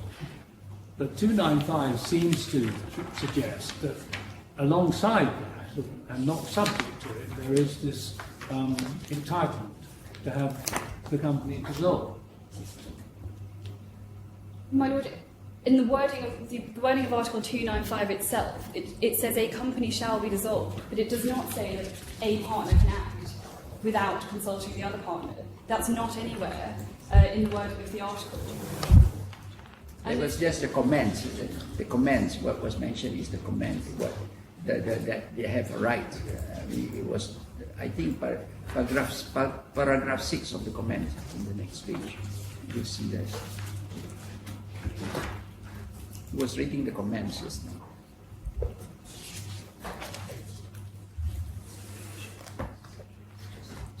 Well, my Lord, firstly, it's not official commentary. But secondly, there's nothing in that commentary that suggests that the partner has that right to the exclusion of any agreement to the contrary. And we say in the context of the articles, there has been no decision by the company to place this company into liquidation. It is a breach of the joint venture and a breach of the articles. And unless my Lord can correct me, there's nothing in that case which suggests that one can do that without. In any event, I do want to make one point about whether the DIFC court could apply this remedy in this forum to wind up the joint venture company anyway. And to that regard, I think if we go back... That's a jurisdiction question, really, isn't it? Whether or not this court, under a federal companies law, issue a decree of dissolution. And you say, well, that raises a question of jurisdiction as to whether that could possibly have been intended. It does raise a question of jurisdiction. If I apologise for flicking between bundles, but if we go back to Justice Shanlon's order, he was alive to this problem. And at paragraph 30, he says he does have some concerns about the DIFC court's ability to grant the remedy sought under UAE federal law, and I have not yet been convinced by the claimant that this remedy is permitted in this forum. And so I say that this court should exercise extreme caution in concluding that Article 295 somehow allowed the appellant in breach of the joint venture agreement, in breach of the Articles of Association, and in breach of the dispute resolution clauses, not to mention the anti-suit injunction, to seek dissolution of the joint venture company. They have not shown that that law can be applied in this forum. Well, that all could go to one of the discretionary grounds setting aside the judgment. Yes, Yeah. my lord, yes, but I submit it does go to standing, because the reasons why I have already suggested that we were directly affected by the judgment, I say that your lordships cannot gain assistance from Article 295 in concluding that somehow we weren't directly affected because of this provision, because my submission is that it doesn't apply. That's the point I want to make as far as standing is concerned. And my lord, more generally, I can do no better than adopt your earlier comments about the nature of the relief sought in this claim and why we say that the case of Abdul Mahmood should be distinguished. We say that it's all very well to talk about the exercise of voting rights and taking one's fortune with the company, but if the company is put into liquidation, then the very shareholding that gives those rights... Only liquidation, I'm sorry to interrupt. This is dissolution of the company. It's the equivalent of the registration of the company being expunged. This is dissolution. I agree, my lord, and I apologise for the error. In fact, there has been some suggestion, I think, in some of the written submissions from the appellant, that whatever concerns we have about being heard would be addressed by Sunteck simply being heard in the course of a liquidation. But of course, for the reasons my lord points out, there will be no liquidation, and so whatever our objections won't be heard. And so I do rely on that in addition.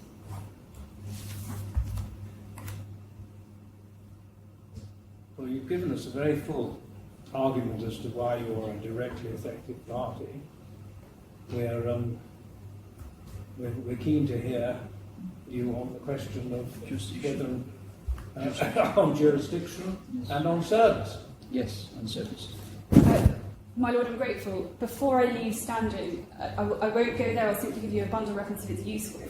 But in my submission, we do also rely on the joinder judgment, which is in Volume 1, tab 33. In April, Justice Shannon had decided that Sunteck was joined to the party because its legal rights were directly affected by the issues in dispute. It's paragraph 22 of that judgment. And I raise it simply because, given that those findings have not been appealed, and that there's no appeal against the joinder order, where Justice Shannon decided that we are directly affected, but I can also rely on those findings as against the appellant's submissions. But I leave it there, I don't think we need to turn to it. On the issue of service, I don't want to be accused of going back to basics, but I do want to make clear from the outset there have been a number of different occasions of service relied on in support of the contention that there's been valid service. And I just want to emphasise what this court is concerned with is whether the service upon which the precondition for entering default judgment was predicated, whether that service was sound. That's because under RDC 13.4, a judgment can only be entered in default of an acknowledgement of service if the time for acknowledgement service has begun to run. And that in and of itself only begins to run from service. That's 11.5. And so we say the only occasion of service that this court can possibly be concerned with is the service, the purported service, I should say, in June 2018. There's a suggestion that the appellants can rely on later service in January 2019 or even May 2019. But those, of course, occurred not only after the default judgment, but after it had been set aside. And so I say those are not relevant to what this court is concerned with now. According to the judgment, you were late by 3 days or something. According to Judge Shamlan's judgment, you were late by 3 days. Later in filing what, my in lord? filing the application to set aside. I read the judgment just now. There was a mention of 3 days. Anyway, just go on. I think if I can clarify that, my lord, what the timing of the application is sort of interlocked with the timing of the application of the anti-suit injunction. And what happened was effectively that Sunteck became aware of the claim, was worried about a default judgment, made its application in Singapore for the anti-suit injunction, and wrote to the registry to say they were concerned about whether there was going to be an application for default judgment. It told Grand Valley that the hearing of the anti-suit injunction was going to take place on the Friday, and then the day before the default judgment was entered, the application was made and the default judgment was entered. And so I think the point that was made in November was that Sunteck shouldn't have delayed making its application to set aside to wait until they'd heard from the Singapore courts, but Justice Shannon dismissed that argument as not being a relevant sense of delay. There's no time limit as such for making the application to set aside the judgment. There's simply a requirement that the court considers whether the applicant has acted with due haste, and Justice Shannon concluded that it had. I hope that clears that up on the timing issue.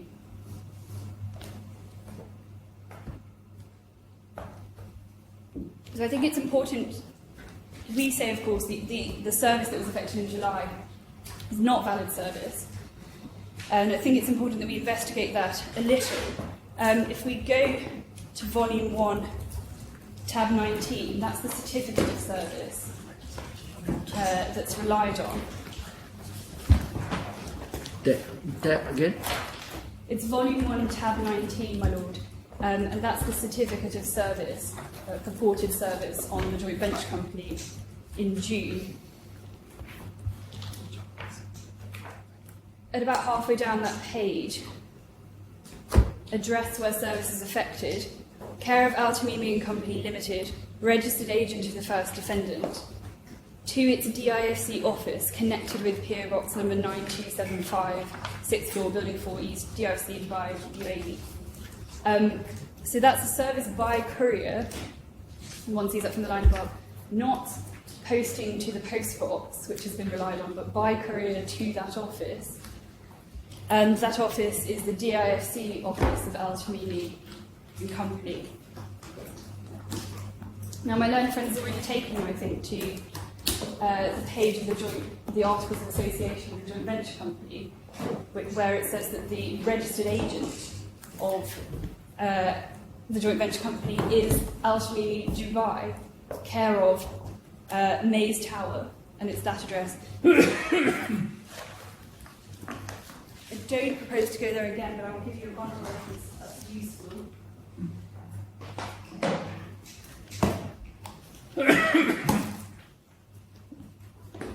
It's Volume 2, tab 43, and I believe page 3. There's no need to turn to it, I'll read it out. The registered agent of the company is Al-Tamimi and Company, advocates and legal consultants, 20th floor, the Mays Tower, Sheikh Zayed Road, PO Box 9275, Dubai, UAE. So it's the onshore Dubai Al-Tamimi entity in the Mays Tower, that's the registered agent.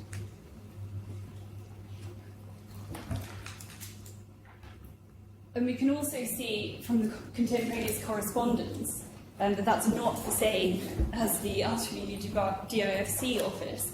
And if we look back in Bundle 1, at tab 54,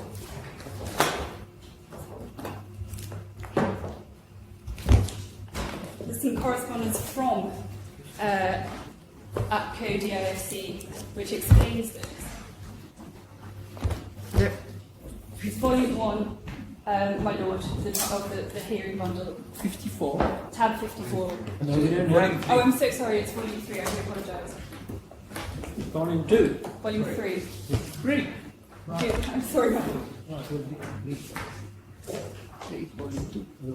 Volume 3. Oh, here. I'm sorry, I apologise for jumping around, but I do think it's important to go to this correspondence. 40. What again? 40? It's tab, if we start at tab 54, 54. if I may. Okay. I think you should all do a core bundle next time. Core bundle. So you don't have to keep on, put everything that you want to cite into one small I bundle. take that on board, my lord, I do apologise. Yeah, well- I hope this is useful. If one starts halfway down the page, the email at the bottom of the page there. This is from HFW, the appellant's legal representatives. Dear Mr. Waugh, please see attached letter to, that's the joint venture company, and its enclosures.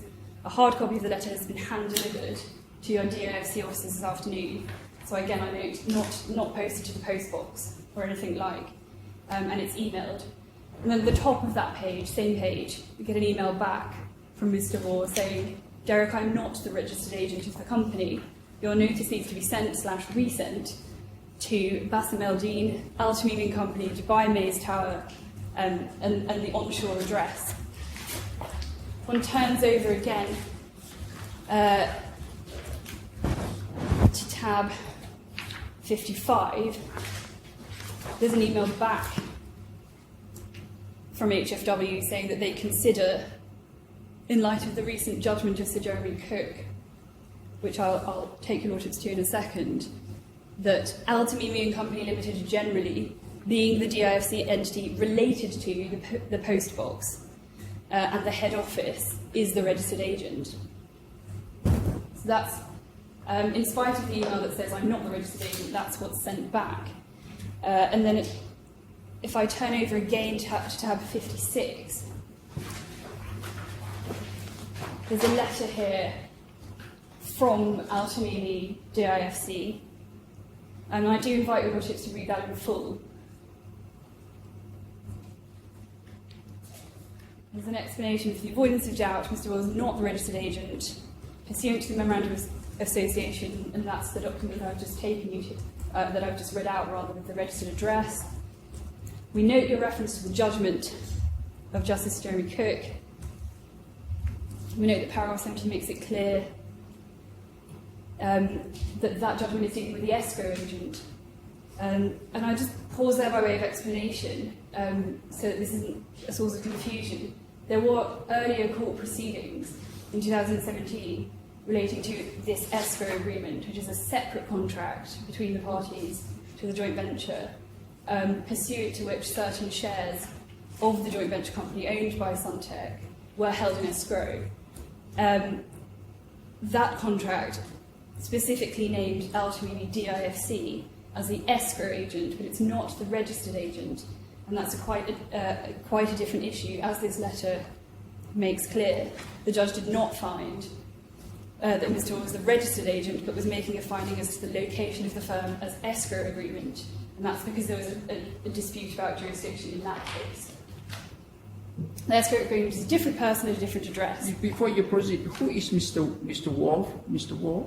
He's a lawyer in Al Tamimi DIFC, and he was named as the escrow agent under that contract, and in the judgment of Justice Jeremy Cook that deals with it.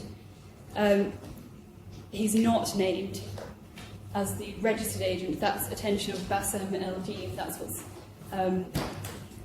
said a few lines above, pursuant to the Memorandum of Association. So different people. And Mr. Waugh himself, in the email that we've just seen, says, I'm not the registered agent. You need to serve on this other person. And when was the email sent? 24th of June. Yes, shortly after his service was attempted.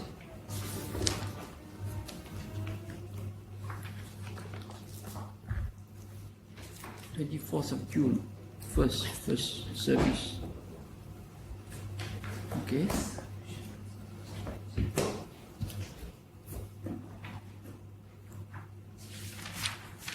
And judgment was entered when again?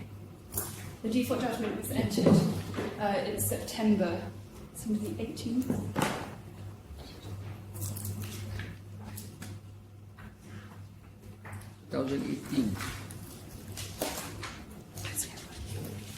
So we say that they were on notice that there was at least an issue about service. But just to complete the point, in case there's any doubt, the judgment of Jeremy Cook is in bundle 1. I can simply read it out as a very short point. Bundle 1, tab 41. It's exhibited in that exhibit. Tab 41. Tab 41. That's the order of the judicial officer. Yes. Read the judgment behind you.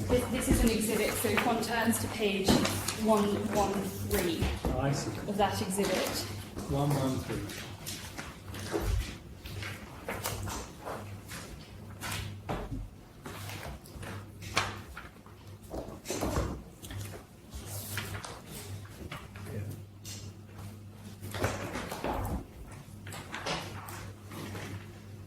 So this is the judgment of Sir Jeremy Cook in a separate dispute about the escrow agreement. But at paragraph 2 of that judgment, which is on page 117,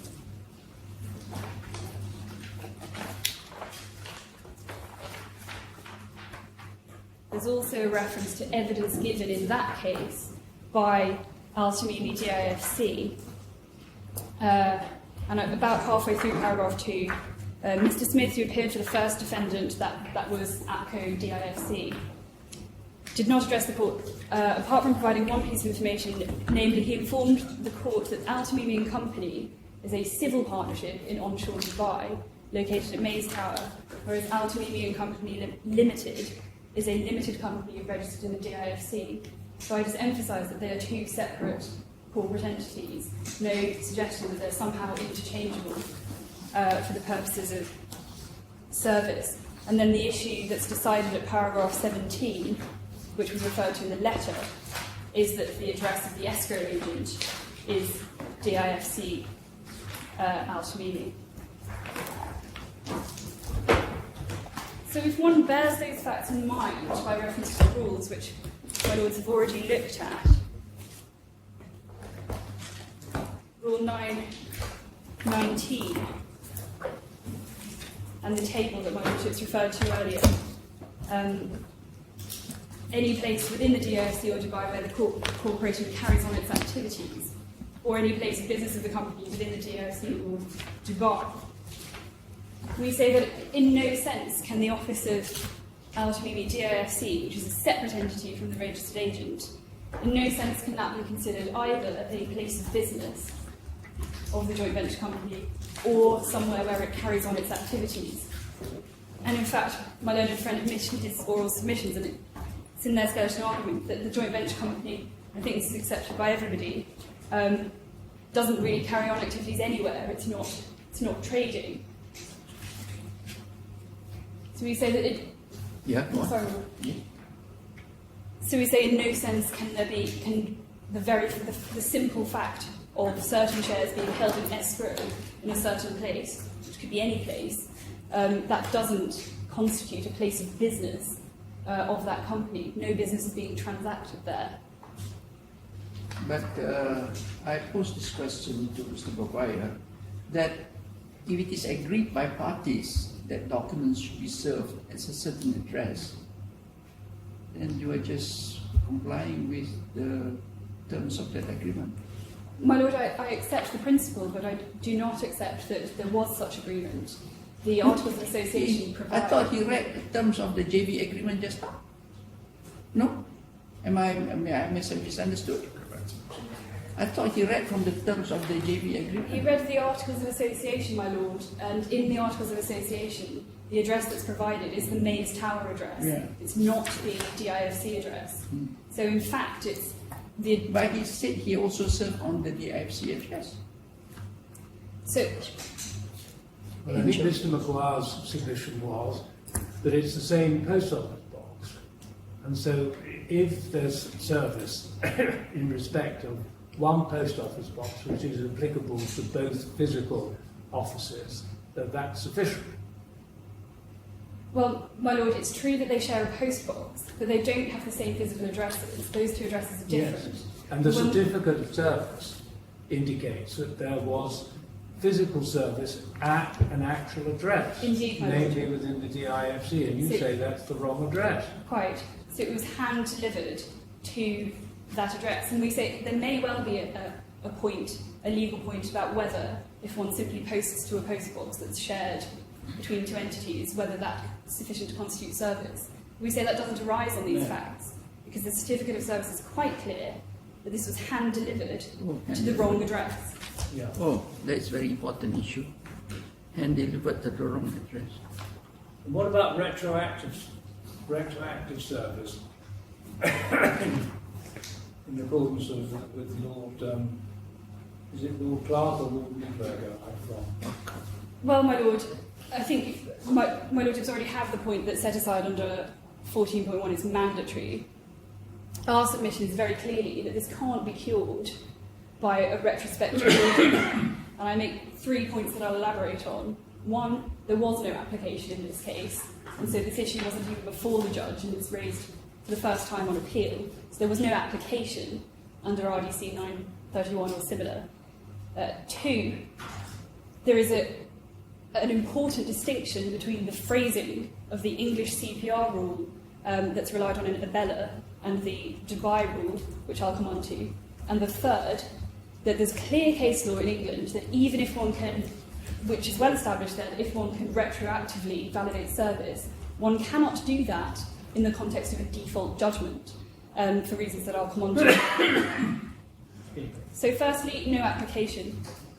And we say that even if one could, under RDC 931, permit service by an alternative method, it's clear from Rule 9.32 that an application for an order permitting service by an alternative method has to be supported by evidence, it has to state the reason an order for alternative service is sought, and what steps have been taken. So we say there was no application, no compliance with that rule.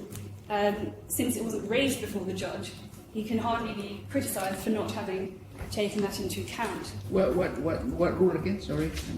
It's 9.32, my lord. 9.32. So 9.31 is the rule which provides for alternative service. And then 9.32 explains the procedure by which that can be sought. Oh, alternative method. Okay. And if I can ask my lords to keep that rule open, but also turn up in the second Defendants Authorities bundle, I want to compare the English rule.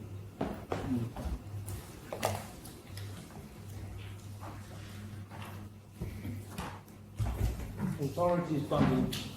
It's the second Defendants Authorities bundle. Possibly the slimmest file.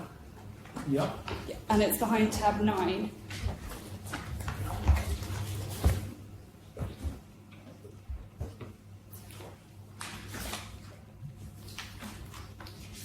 So behind tab 9 there's the English part 6, which is the equivalent of the Dubai part 9, and the equivalent of 931 is 6.15, which should be at page 272 of the extract.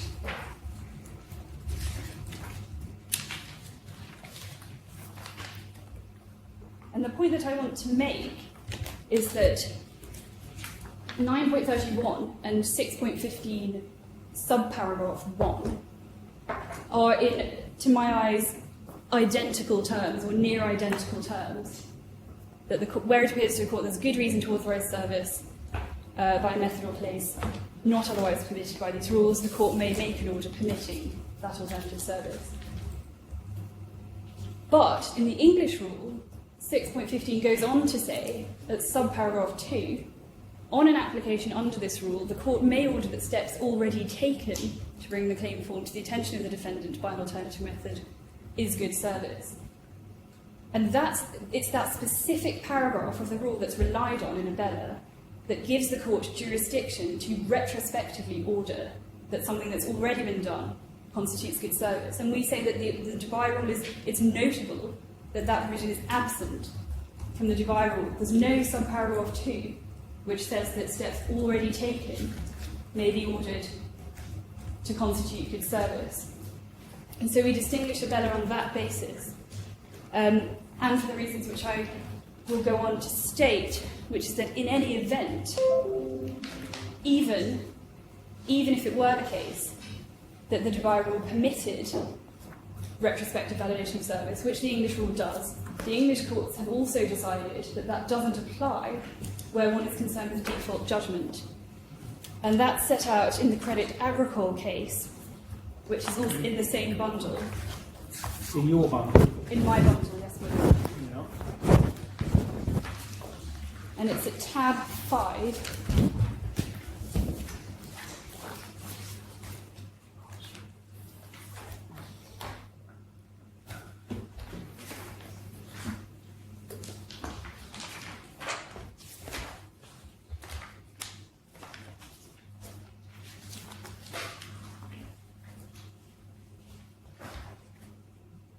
And I don't think any trouble with it's a summary of the facts, save that by the time that the hearing came on, it was accepted by, I think, all parties that the service that had been affected was not valid service. But there was an argument that that could be cured by reference to, in fact, the part of the CPR which allows the court discretion to correct a procedural defect. At paragraph 18 that I want my lords to look at, and that I do think is worth reading in full. The rule is mandatory. I've already decided that the claim was not served. In my judgment, the consequence is that that contention is right. It's entitled to have the judgment set aside. It might be a nice question whether service would fall by a method other than that relied on would fall within the meaning of the rule, but that doesn't arise. Mr. Foxton's submission that the court retains a discretion to deem proper service had occurred is, I think, wrong. The rule is clear. That does not mean that a court might not retain the power to decide that service had been affected despite some defect in the documents or the like, but I do not see there is any room for an approach which permits a decision that there has been service where there has been no proper service at all. So we say there's no discretion to do what's suggested, even if it had been put to the judge. And in my submission, that's entirely sensible when one thinks about the way that a default judgment is entered. The suggestion that's being put by the appellants is effectively that an ineffective service can occur, and therefore, at the time period for acknowledging service has not begun to run, and so the defendant is not under an obligation to acknowledge service. But then at the hearing, a court can retrospectively order that, in fact, he was under such an obligation, and that the default judgment can stay. And we say that that's inimical to procedural fairness. And if one wants authority for that, over the page, tab 6, is the Shiblok and Serikoglu case, and I apologise for my pronunciation. This is, in fact, a case concerned with whether the court has a discretion to get around mandatory service treaties, which we don't need to be concerned with. But Mr. Justice Holman also comments, right at the end of this case, paragraph 58. And I should say, the Rule 6.9 that's being referred to is now currently Rule 6.16. It's the court's discretion to dispense with service altogether. He says at paragraph 58, even if one took the view that the rule to dispense with service, could be applied retrospectively to cure defective service in a case like this, its application would not have the effect of retrospectively imposing on the defendant a duty to acknowledge service. Ex hypothesi, there has never been any service such as to engage that duty at the time when it would fall to be performed. It follows that there is no way in which the retrospective application of the rule can found a basis for obtaining judgment in default. And I rely on that paragraph in its entirety. It would simply not be fair to retrospectively deem a defendant to have been under an obligation when at the time he wasn't.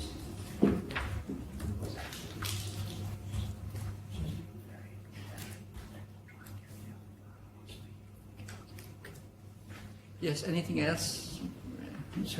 But simply to clarify, my lord, I think the point was put to my learned friend, but I'm not sure that I've addressed it, whether my client as a non-party could avail itself of the arguments as to service. I referred, your lordships, earlier to the commentary to Rule 40.9.5, which I think you've highlighted, so I won't go there again. But it does make clear that a non-party can apply either under Rule 13.2, which is the mandatory set-aside, or 13.3. And it also made the point that the court can, of its own motion, set aside an irregular judgment. And I said it's particularly important in this case where the defendant that could have made these arguments is, of course, deadlocked, unable to instruct lawyers, and unable to make these arguments itself. We rely on the fact that the rule is mandatory, and it would undermine the court's confidence in its own judgments if the court was shackled and unable to set aside a wrongly entered judgment simply because the party upon whom it was served couldn't participate. Unless there are any further questions, those are my submissions. Yeah, Mr. Go ahead. My Lord, in respect of the reference to Article 295, you'll have seen in the written advocacy, we also refer to Article 298. That's at page 101 of Volume 2 of the Attendance Authorities, my Lord. It said, as we found at tab 24, behind tab 24. Of your bundle. Indeed, my Lord, yes.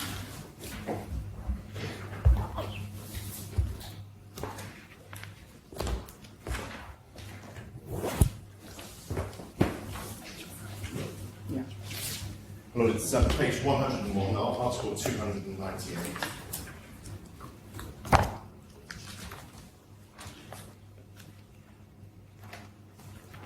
Page again, sorry.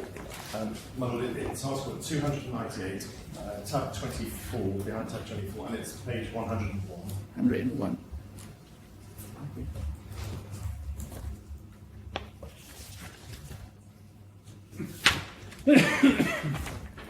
Yes. And in particular, Article 298.3, any condition to deprive a partner from using the right to dissolve a company by the court shall be deemed as void ab initio.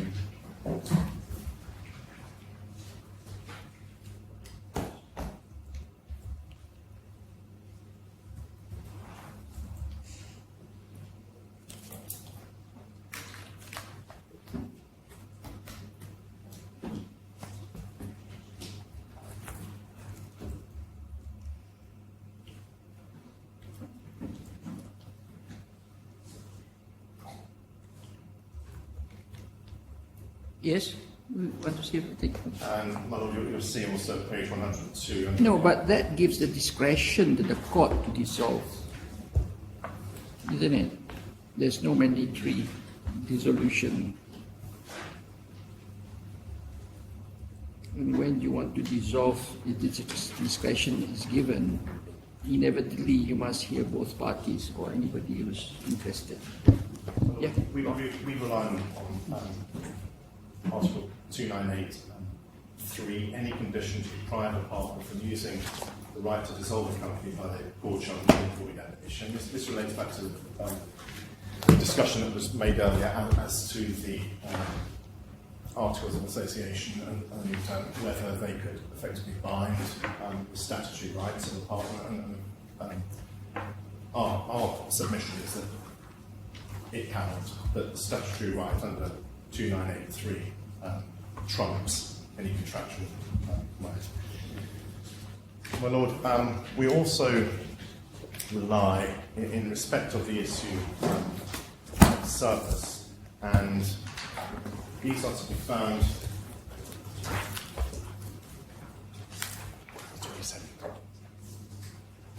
My Lord, it's at tab 27 of the same bundle.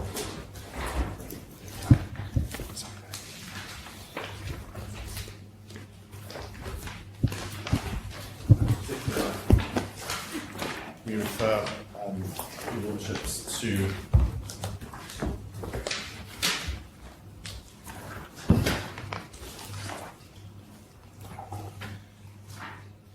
Articles 20, subsection 2.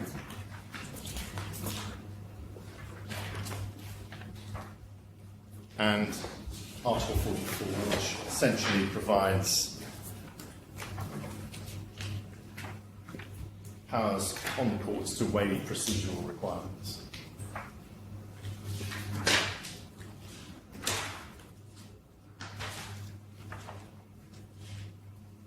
How is this relevant to your case? It relates to the issue as to service. That we rely on our written submissions. Service is mandatory, as the case that you cited just now. You must have to serve, otherwise there is no right of hearing.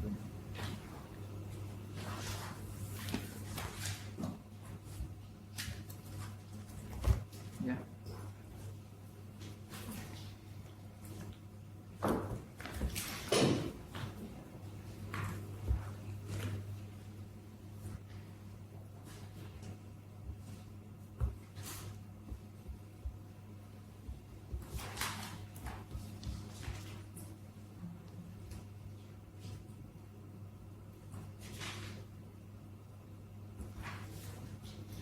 My Lord, reiterating the point as to the postal address, the PO box being exactly the postal address being the same, the fact that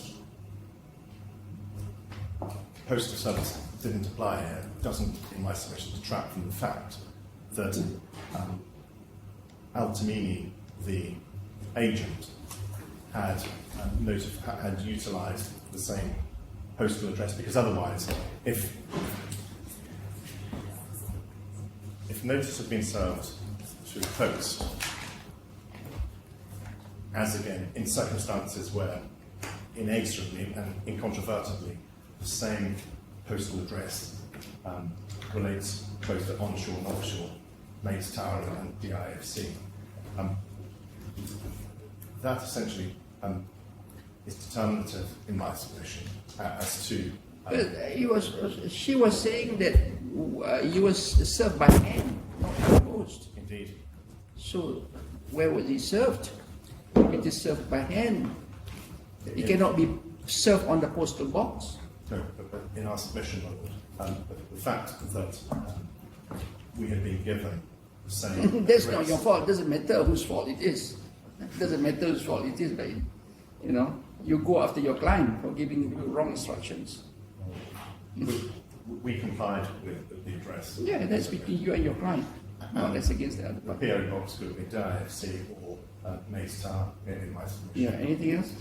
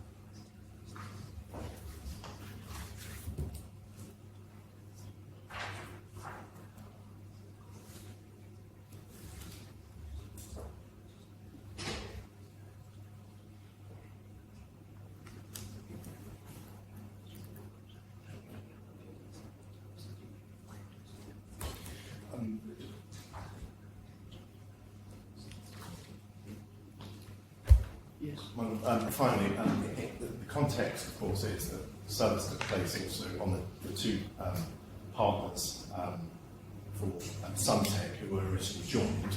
That is the context in which they were fully aware as to the issue of service. And then that comes back to this whole notion which Lord Clark refers to of gameplay.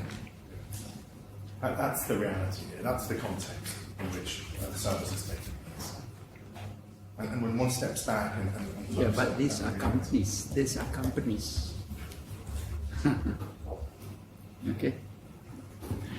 My Lord, what we rely on is the written advocacy of paragraph 12 of this supplemental, our supplemental skeleton. And in actual fact, it's paragraphs 26.1 to 26.4, which I believe have reflected options to. My Lord, those are my submissions. That's all. Okay. Thank you very much. We'll adjourn to, how long it take for lunch? 2 o'clock? Adjourn to 2 o'clock? Yes, sir. It's 12:45 now. 12:45. Court is adjourned to 2 o'clock. Thank you very much. All right.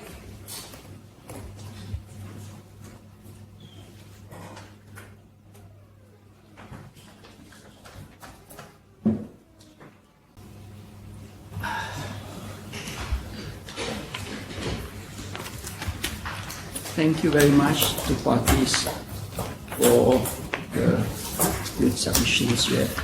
Yes, help us a lot in arriving at a decision.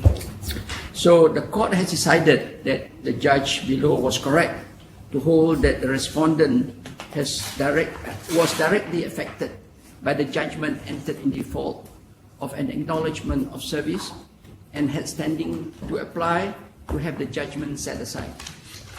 We also decided that having standing to apply for the judgment to be set aside, the respondent was entitled to take the point that the claim form had not been served in accordance with the rules of court. Finally, we find that the appellant failed to serve the claim form in accordance with the rules, and for that reason, the default judgment has to be set aside. It follows that our decision is that the appeal should be dismissed with cost. As usual, cost, if not agreed, will be assessed by the registrar. We shall hand down our reasons for the findings we have made and our decision to dismiss the appeal in much more greater detail at a later date. That's it. Thank you very much. Thank you. Anything else? All right.